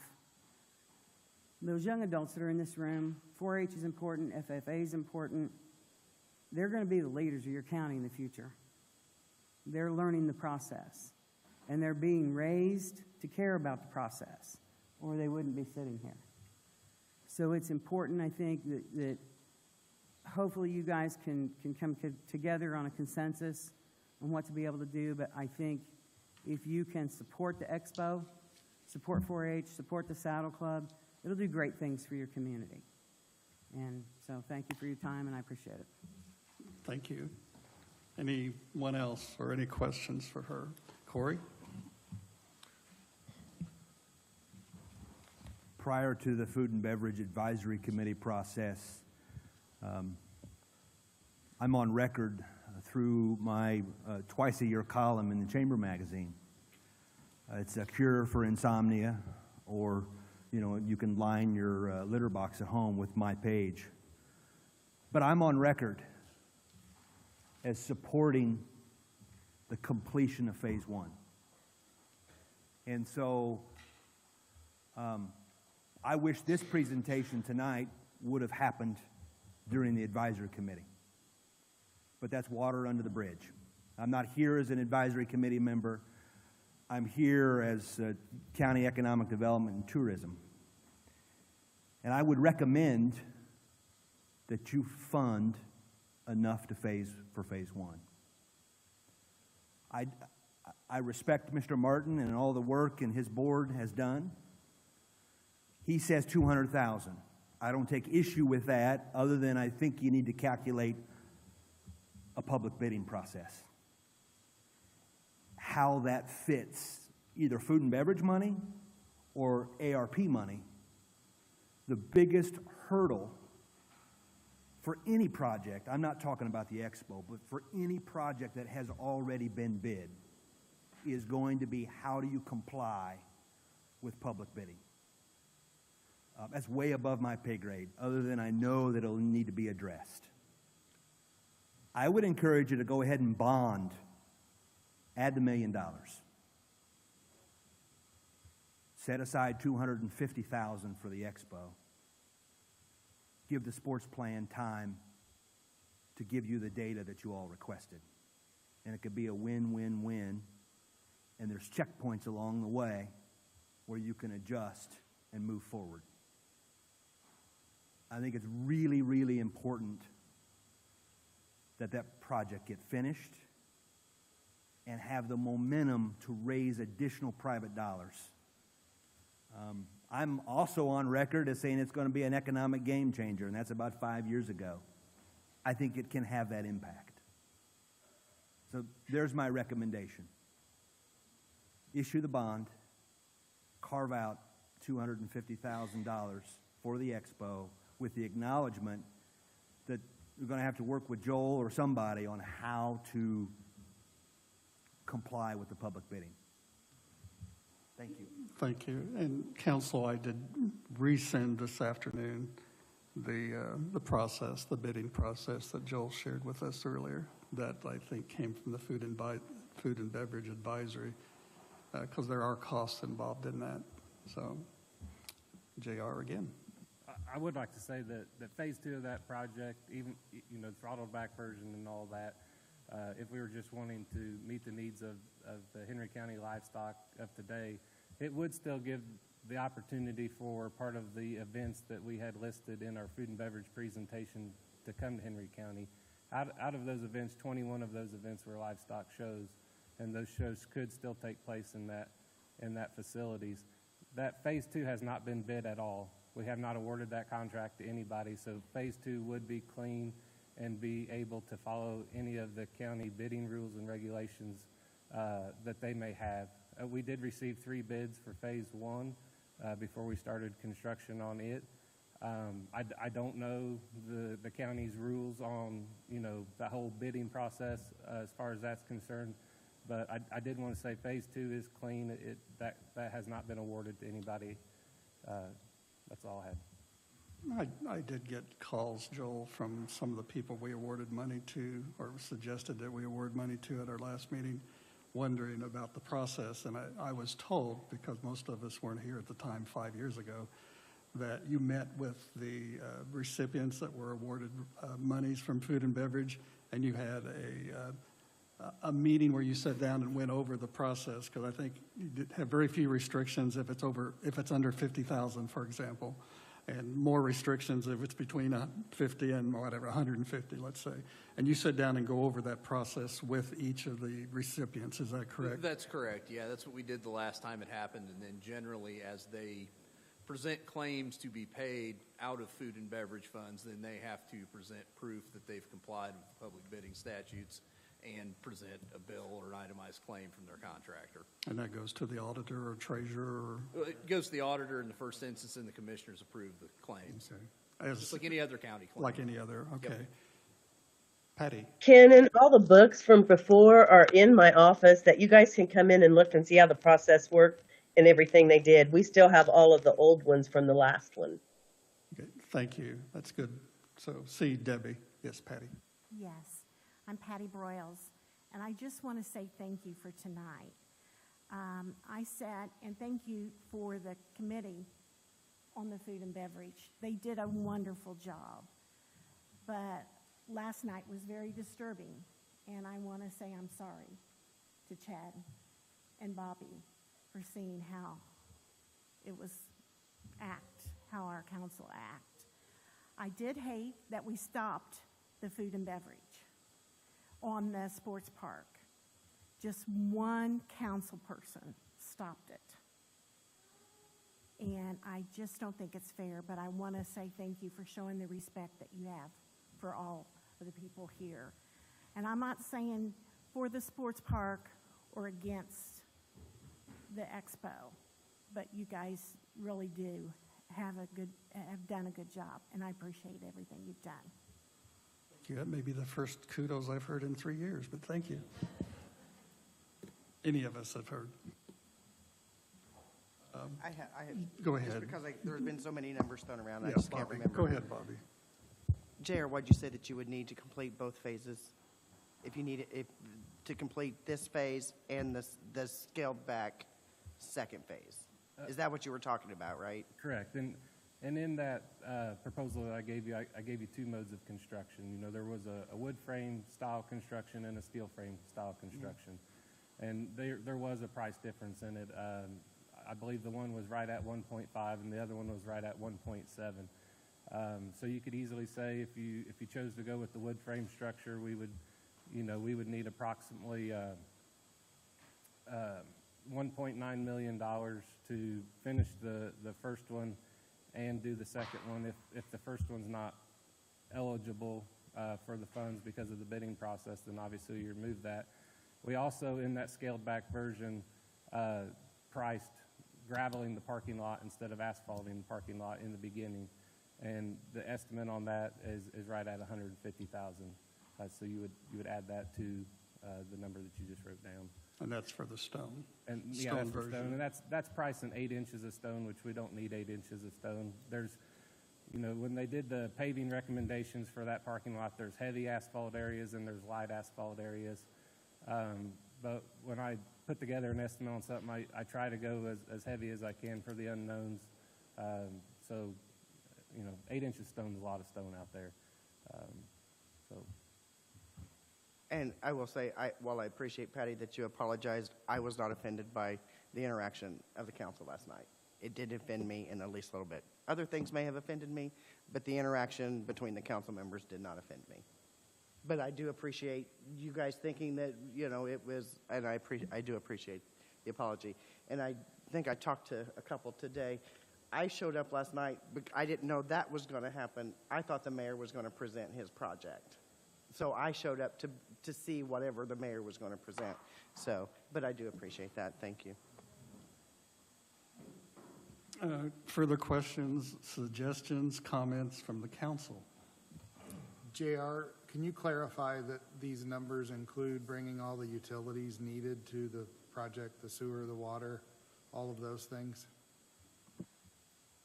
Yeah, so the utilities out there, like I mentioned, we already have the REMC out there. The water, according to the county, I think it would be the county, Tom's here, the county building zone ordinance.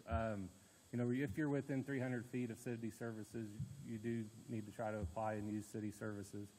And, we are within that 300 feet, so we are working towards that. In the past, we've been told that those services are going to be brought to us.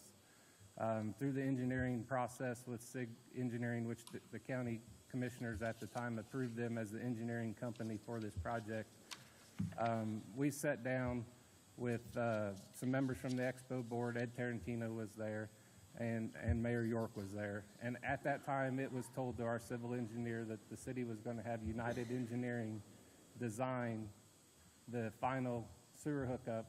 So we got Vault A and Vault B that's on the west or the east side of our facilities. So the pipe between A and B would be the final sewer hookup, and then they were going to design the final water main infrastructure coming into the facility.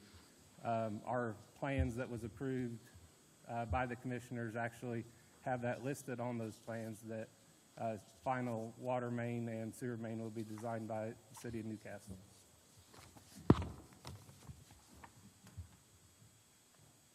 So I guess that didn't really answer my question. Is it paid for? Is it not paid for? Is the city paying for it? Or that's what I'm trying to understand, because I mean, the buildings those size are going to require sprinkler systems, which require a huge amount of water to be brought to them. So, I mean, it's not like, I mean, the saddle clubs and things are running off tiny little pipes that constantly leak. So I doubt you could tie into that service, actually, even though you may be within a few 100 feet. But actually, palatable drinking water needs for the first building probably aren't as high as what you would think they are. I think they're right around 65 gallons per minute. And you are correct, the sprinkler system does require a large amount of water. There are various mains that wrap around that property that's there are between 150 and State Road 3. There's, for instance, I believe there's a 12-inch raw water main line on the west side of 3 that could be used to tap in for the sprinkler system. It has always been our understanding that that was the city's gift towards this project.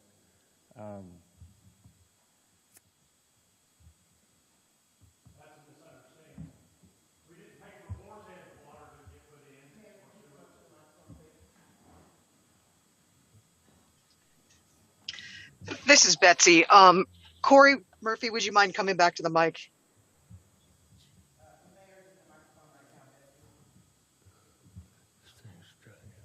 The city doesn't pay for Boar's Head or any other business coming to town. We don't pay for residential. They do their own lateral. We've asked numerous times for engineer to give us numbers on what size line would come to the Expo Center. And have you taken that to our building inspector's office yet? The building inspector office? Yeah. What size lines and what size sewer line? And that would have to be state-approved plans. Yes. Have you taken that to our building inspector's office? I would have to look at the documentation to see what we have turned into the city building inspector's office. And I know that this is going to get into a he said, match here, but JR, I'm sorry, can you come to the mic too? I apologize, but people can't hear on the live stream. We did have numerous conversations, and Kathy Hamilton has said it all over this county that, and thank the city that, bringing that water straight to our front door. There was a map that was given to us on how that water was going to be brought. And there's some other documentation that would back that up as well. I would say that instead of me and Mayor York arguing about it here in front of you, it's probably documentation that needs to be reviewed by a professional. Okay. I just get concerned because I know that the county just entered into this jail project and the city's not paying for that. We're spending $1 million out of our ARPA funds to provide sewer to the, and so I know it can be a huge expense. I'm sorry, not excuse, a huge expense. And so that's why I want to, and we're only paying, if I'm not mistaken, 10% of the overall project, and that's still $1 million. So I would imagine to bring the adequate amount of utilities to that facility, it would cost significant amounts of money. And that money that went to the prison did not come to the city. That went to That went to the, that money was, that was provided by the county, did not come to the city, so it wasn't for the city. The city's doing it for the county, but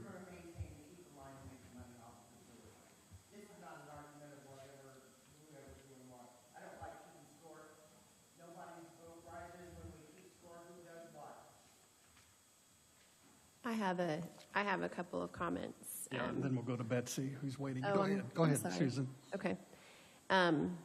So I just want to say for the people here that I am a big supporter of 4-H. My kiddos do 4-H.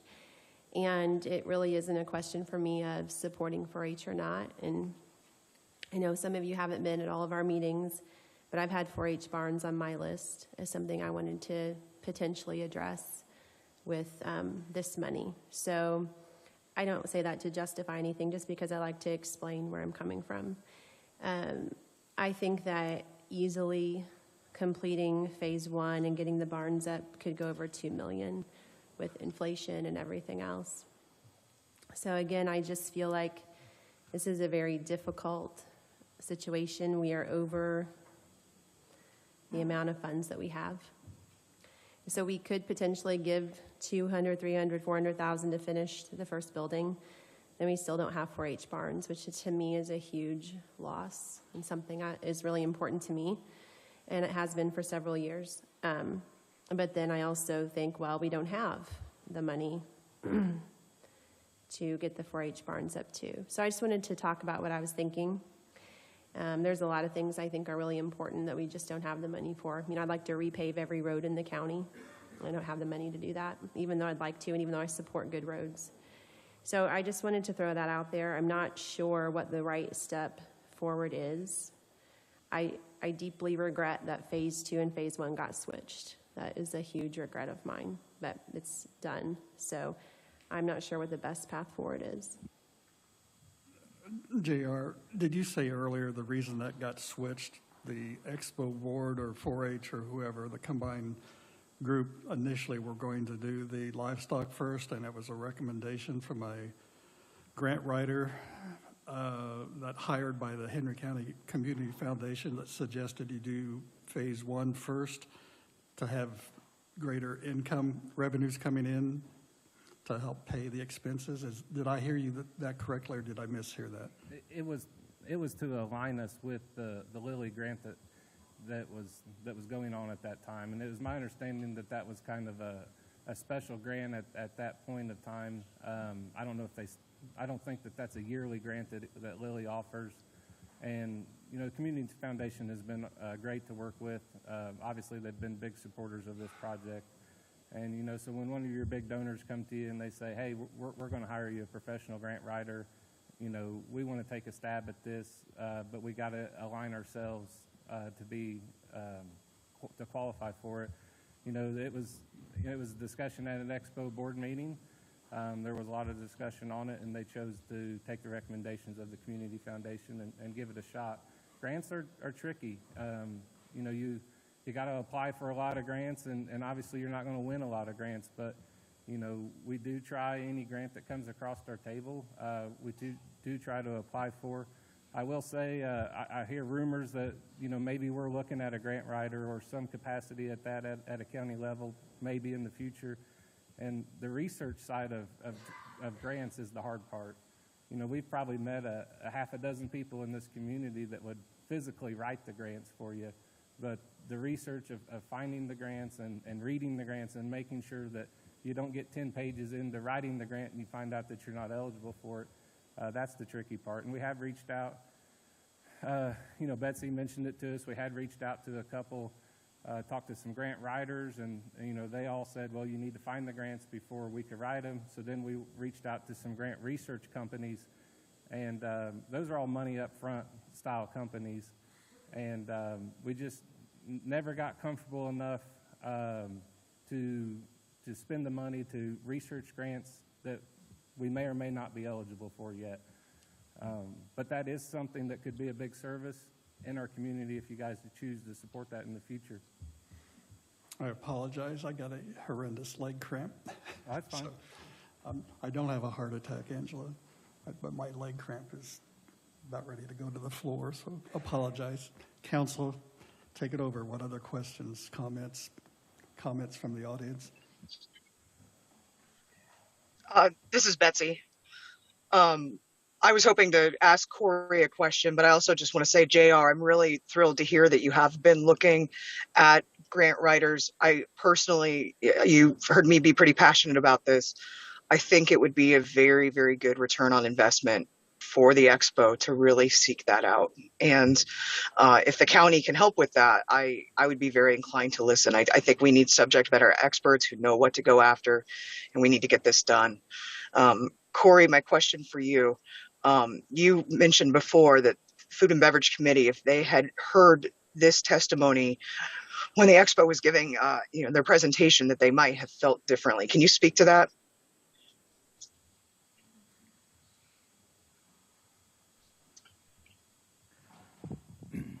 I can only speak for myself. Don't want to speak for the other 7 members. And I don't want to take anything away from the presentation, but the type of information that was shared tonight and the level of enthusiasm from the 4-H was different than the advisory committee presentation.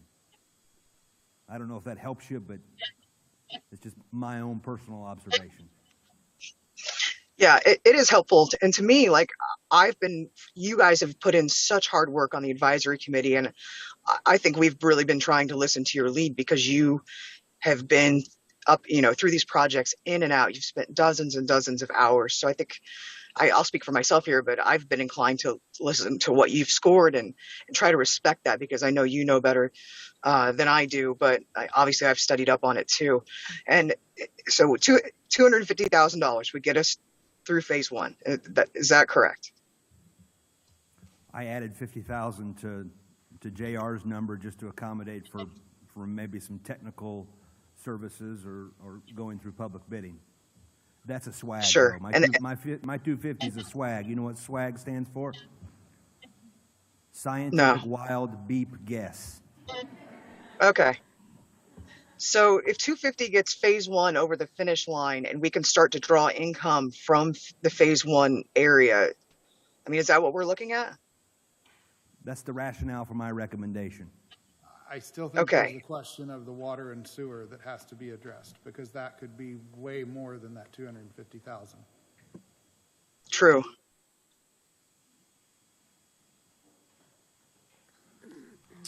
Other questions, comments? It looks like Bobby's heading to the microphone. I'm just going to reiterate what I said last week. And it echoes what several people have said tonight. Either we do nothing, it sits there, deteriorates, and at some point, I as a commissioner and the other commissioners sitting here and the council gets that property and that building back. We've spent the food and beverage money. Then what? Then you're going to have to find a way to raise the money or fund the money to do something with the building that could have been completed in some form or fashion now. I have said previously, I've said it to several people, to even Tom. I've had this conversation with JR. In the past, I didn't like how things were done. But as a commissioner, that was as Bobby Plummer, as a commissioner, as we speak last week, this week, or if it's next week, something must be done and be completed now, or we do it later, and everybody has to figure out where that funds come from later. I'm just repeating what I said last week. Are you thinking as a commissioner who would take over this project if it failed and they threw in the towel and said, we've done all we can, we're done, it's yours? Have at it, see if you can do any better. That finishing phase 1 would be maybe a step in the right direction of finishing something that might generate more enthusiasm and donations, contributions from the community, or it's an opinion question. Finishing something, and I guess my question to Joel would be, I know when we're doing the ARPs, we will say up to a certain amount because we don't know. Could the council do because we don't know what the cost of water and sewer would be, up to however much, including, you know, whatever, until we get the dollars for the water and the sewer. I don't know what that is, don't know what that would cost, if it would cost $1 million or $5 million. I have no clue. That's not my wheelhouse. You see where I'm coming with that? Yeah, I Up think to, but maybe it's not the whole thing, but up to. I think the answer to your question is yes. I mean, the council could allocate a portion of the bonded proceeds up to a certain dollar figure. Whether they maybe didn't use the whole thing. And then, yeah, if those excess funds, the bond ordinance would have to be drafted such that they'd have some discretion to use any excess funds on other projects, but I think that could be done. Okay, that's. I have a comment then. If we're contemplating taking over, if we're contemplating the potential to have to take over the building because it can't get built, is it worth stopping and looking at that building and figuring out what the monthly cost is and what we would need to do to our budget? If we have to take over the building, I'm not sure that there's funds to operate it either. That's just a scenario. I'm thinking if it gets finished, they can start doing some, that's a doomsday, which it could be. If they don't get the funding and they don't get the funding, it's a potential. But I don't think we jump the hurdle right now and say, okay, we're going to take it back. Then we stop everything and start planning on taking it back. Betsy or any other council members have questions, comments based on Commissioner Plummer's recent comment? I have some concerns. Sorry, go ahead, Meg. If we do pledge money and then we find that the cost is even more and they don't have the funds, we don't have more funds to give them, then we're still in the same place we are right now. It goes nowhere. It also concerns me that when the project started, and I had many conversations with Kathy Hamilton, and I realize she's not involved now, but not one time was 4-H mentioned to me. It was all about, I'm sorry if you don't understand that, but not one time was 4-H mentioned. It was all about events that were being brought in to this facility. And when I met with JR, very little 4-H was mentioned. It was all about events that were able to be brought in to bring money into the county. Events, weddings, sheep shearing, rock shows, all kinds of events, but very little 4-H. I am 100% behind 4-H, but if we put the money in and it still doesn't get finished, we're right where we started because the 4-H is still left out without a building and without a place to do what they do best. Hi, I'm Carla Guppy. I have been a member of the 4-H Association for 5 years now. My boys have both completed 10 years of 4-H, and I'm very passionate about it. I was not a 4-H kid, so I came into it blind, and I love it, and I am going to always support it. To answer your question, you didn't hear about it originally. When we, and I mean we as parents and 4-Hers and the association and everybody involved in that building, those buildings out there at that fairgrounds, when we started talking about needing a new place because that is just in shambles, we started this idea. I wasn't involved in the original idea, but there were people who started this idea. Once it got big enough that it became a we idea, we were afraid, I'll be honest, we were afraid to say it's a 4-H thing because people who don't know about 4-H would say, well, you want to build a building for 2 weeks out of the year? No, we want to build a building that's going to house our 4-H programs all year long. And in the meantime, we're going to, when it's not being used for 4-H, stuff, we're going to have our proms there. So our kids don't have to drive an hour and a half out of town to have a nice facility for a prom, because that's what happens right now. And a lot of times, we're going to have trade shows, other livestock shows that's going to bring that money in. So if they didn't tell you that it was all about 4-H up front, that's why.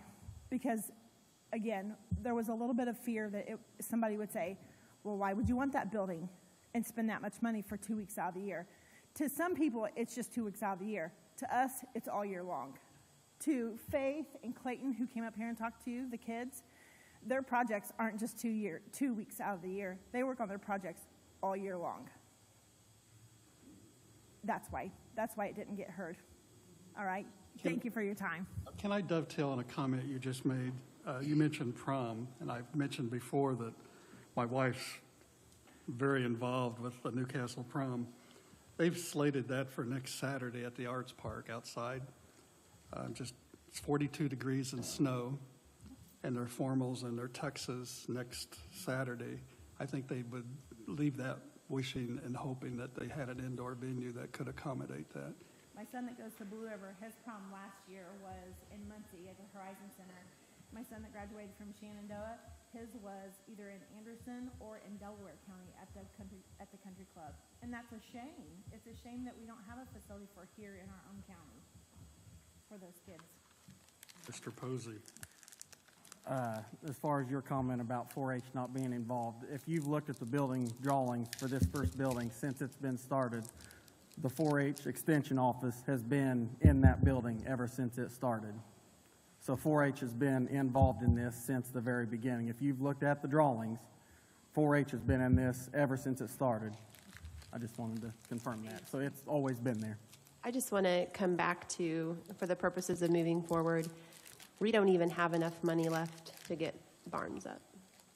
So I think it's worth starting to talk about our options, because I think everyone up here is I think many of us are supporters of 4-H. So I appreciate everyone's testimony. I support 4-H. I support the barns more than the first building. But what do we do? What are our options?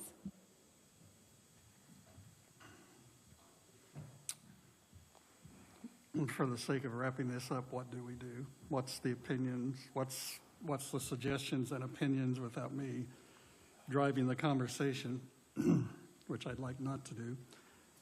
Suggestions from the council. I've heard various options. I've even heard Corey suggest $250 to finish the first project and hoping that's seed money to help with the continuation and maybe people starting to give again. I know from the nonprofits I've talked to universally everywhere in the country, probably around the world, that the pandemic really hampered giving everywhere. And I think it probably hampered giving for this as food banks, et cetera, et cetera, et cetera. So, JR, you're up again. I would say, two projects that you're talking about here tonight, you don't have enough funding to finish either one of them. And if you was to give us a goal, that is a tool that we could use. You could easily say, once you get to X amount of dollars, then we'll come in and we'll say, give you X amount of dollars to finish the project. So those are tools that do help when you're out there fundraising and talking to people. It's much like a match. Hey, if we get,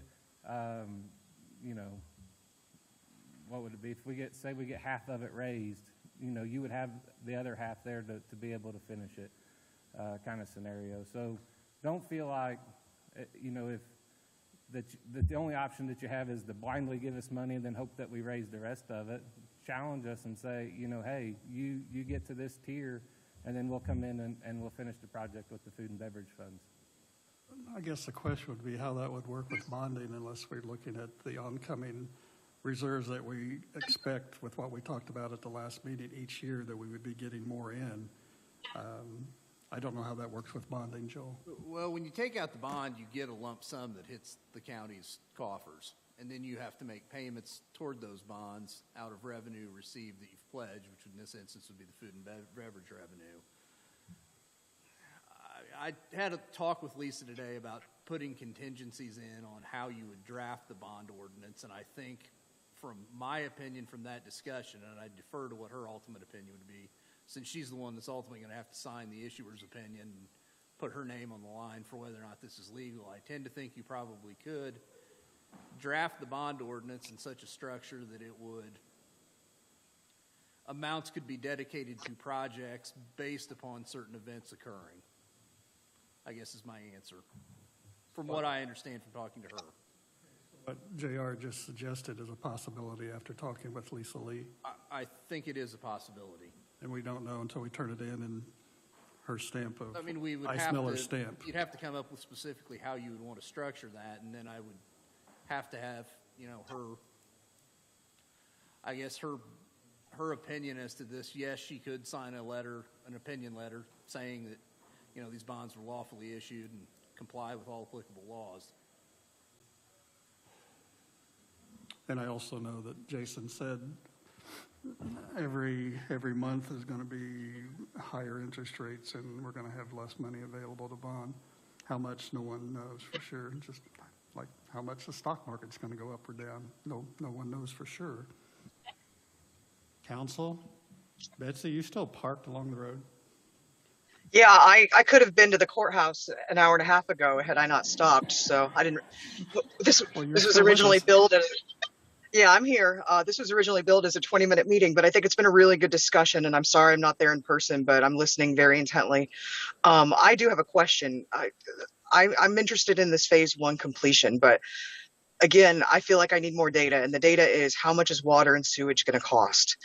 Because if we throw $250 at this, and that's going to be a fortune, like Peg said, we're in the same set of circumstances. In addition to Susan's concern about the barns, which I too share, as a former FFA 4-H kid, I'll be a 4-H judge this summer. I think we all care very deeply about this really important program for our youth. JR, do you have any sense of when you're going to have those numbers of what it's going to cost for that infrastructure?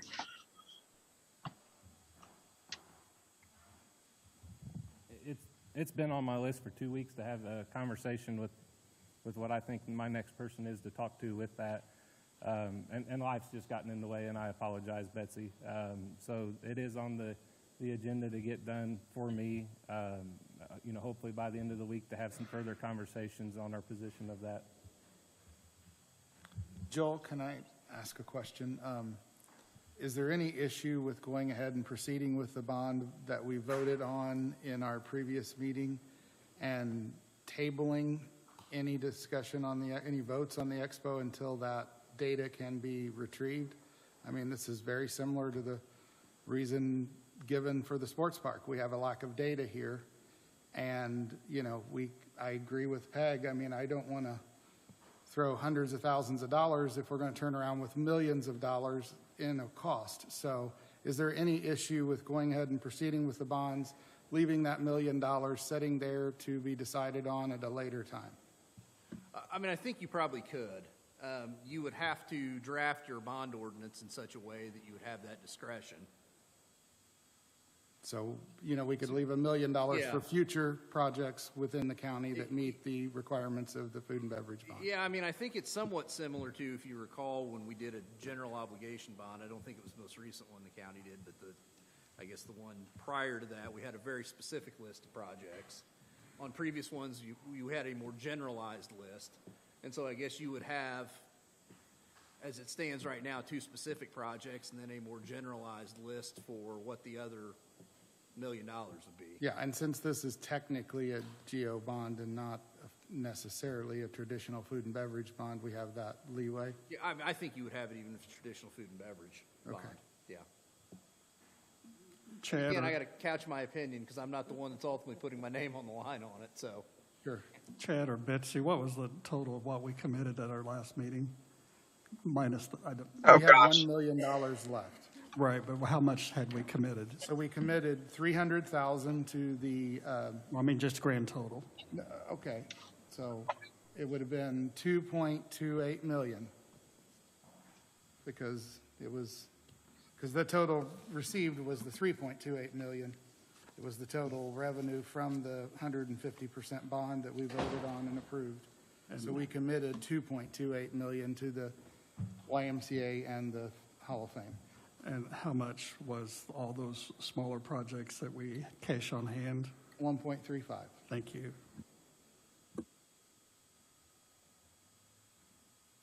So do we have a motion to proceed going through the legal means with committing what we decided on at our last meeting and holding the 1 million up for the information that we're seeking, or? I think we've already voted to approve the bond at 3.28 million. I'm not sure, Joel, legally, do we need to take any further steps? Do we need to, or just agree, make a motion tonight that we set aside $1 million for future projects to be decided at a later date after additional information is received? Yeah, I think that's fine. Okay, well then Start I will the make, process with the bonding, and then, as you know, that takes several meetings to get that process completed, so. yeah, I'll make the motion that we approve the bond as originally voted on and fund the Hall of Fame at 1.98 million and the YMCA at 300,000 and set aside $1 million for future projects to be decided on at a later date. Do I hear, it's been moved, do I hear a second? Second. Susan, second. It's been moved and seconded that we do what Chad said. Any discussion? Any questions about what Chad said?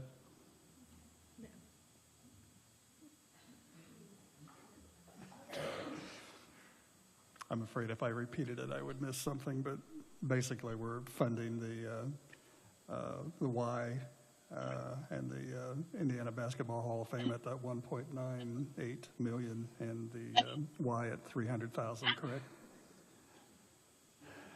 And That was my motion, yes. right. And setting aside $1 million for setting aside $1 future million projects. for future data. Future projects, Right. And you could which have- actually I don't think would limit it to just these two, but the way I made the motion, it wouldn't limit it to just these two. Right. Okay. Motion and seconded. One last time, any discussion? Oh, And Harold, because it's a bonding issue, again, being consistent, is going to abstain. Can you And, please take a roll call vote, Kenan? Okay, anybody have the roll? Or I can take it. You're taking it? Okay.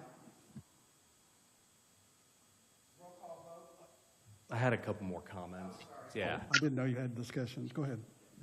The first thing I'd like to say is I'm glad there's some youngsters in the audience so that you can see how public discourse should occur. It was mentioned earlier, just how you'll be the future leaders and seeing how interaction among county officials can be conducted in a positive way, in a positive environment. I think that's been something good tonight, but I think this is something that we need to build on as a community. I think that we need to look at this water issue, and I think that the county and the city need to work it out and work on things and discuss things. How can we prevent issues like this from occurring in the future? And it all starts with conversation and communication, so we need to keep that in mind going forward with this.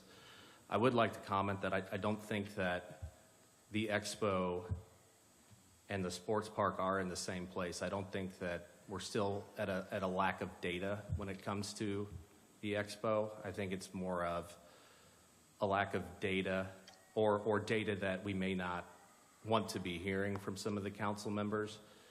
I think that it may be personal still at some level, and I think that as a community, we need to look at this, and we need to look at that as the whole park and the whole entire 4-H presence, the Saddle Club presence, the expo presence, what that whole entire section of this community looks like as a whole, and what it can look like when we get this project finished. So I think that as a whole for the community, having the expo there would be beneficial. I would like to just put that on the record as, I think that we need to get the funding locked in today to get them across the finish line. Further discussion? I just want to say, when I made my statement, I could see a lot of people just stiffen up. And I have to tell you, I've been right where you are. And I know that feeling. And I admire you for being so passionate about 4-H. I like 4-H. I was in it when I was in school years ago. So I do admire that, and I'm glad to see you react that way. I really am. So thank you for supporting it. We have a motion on the floor. We have a second. We have council discussion. We need a vote. Just following Robert's Rules of Order, sir. Any other discussion? All in favor of Chad's motion to... Oh, that's right. Go ahead. Thanks again for keeping me honest. Kyle Allen? Nope. Peggy Steffendell? Yes. Harold Griffin? Stay. Ken Gray? Yes. Susan Hoon? Yes. Betsy Mills? Aye. Chad Malakote? All right, it looks like we have 5 votes. I didn't hear Susan and Chad. They were both yes. They were both yes.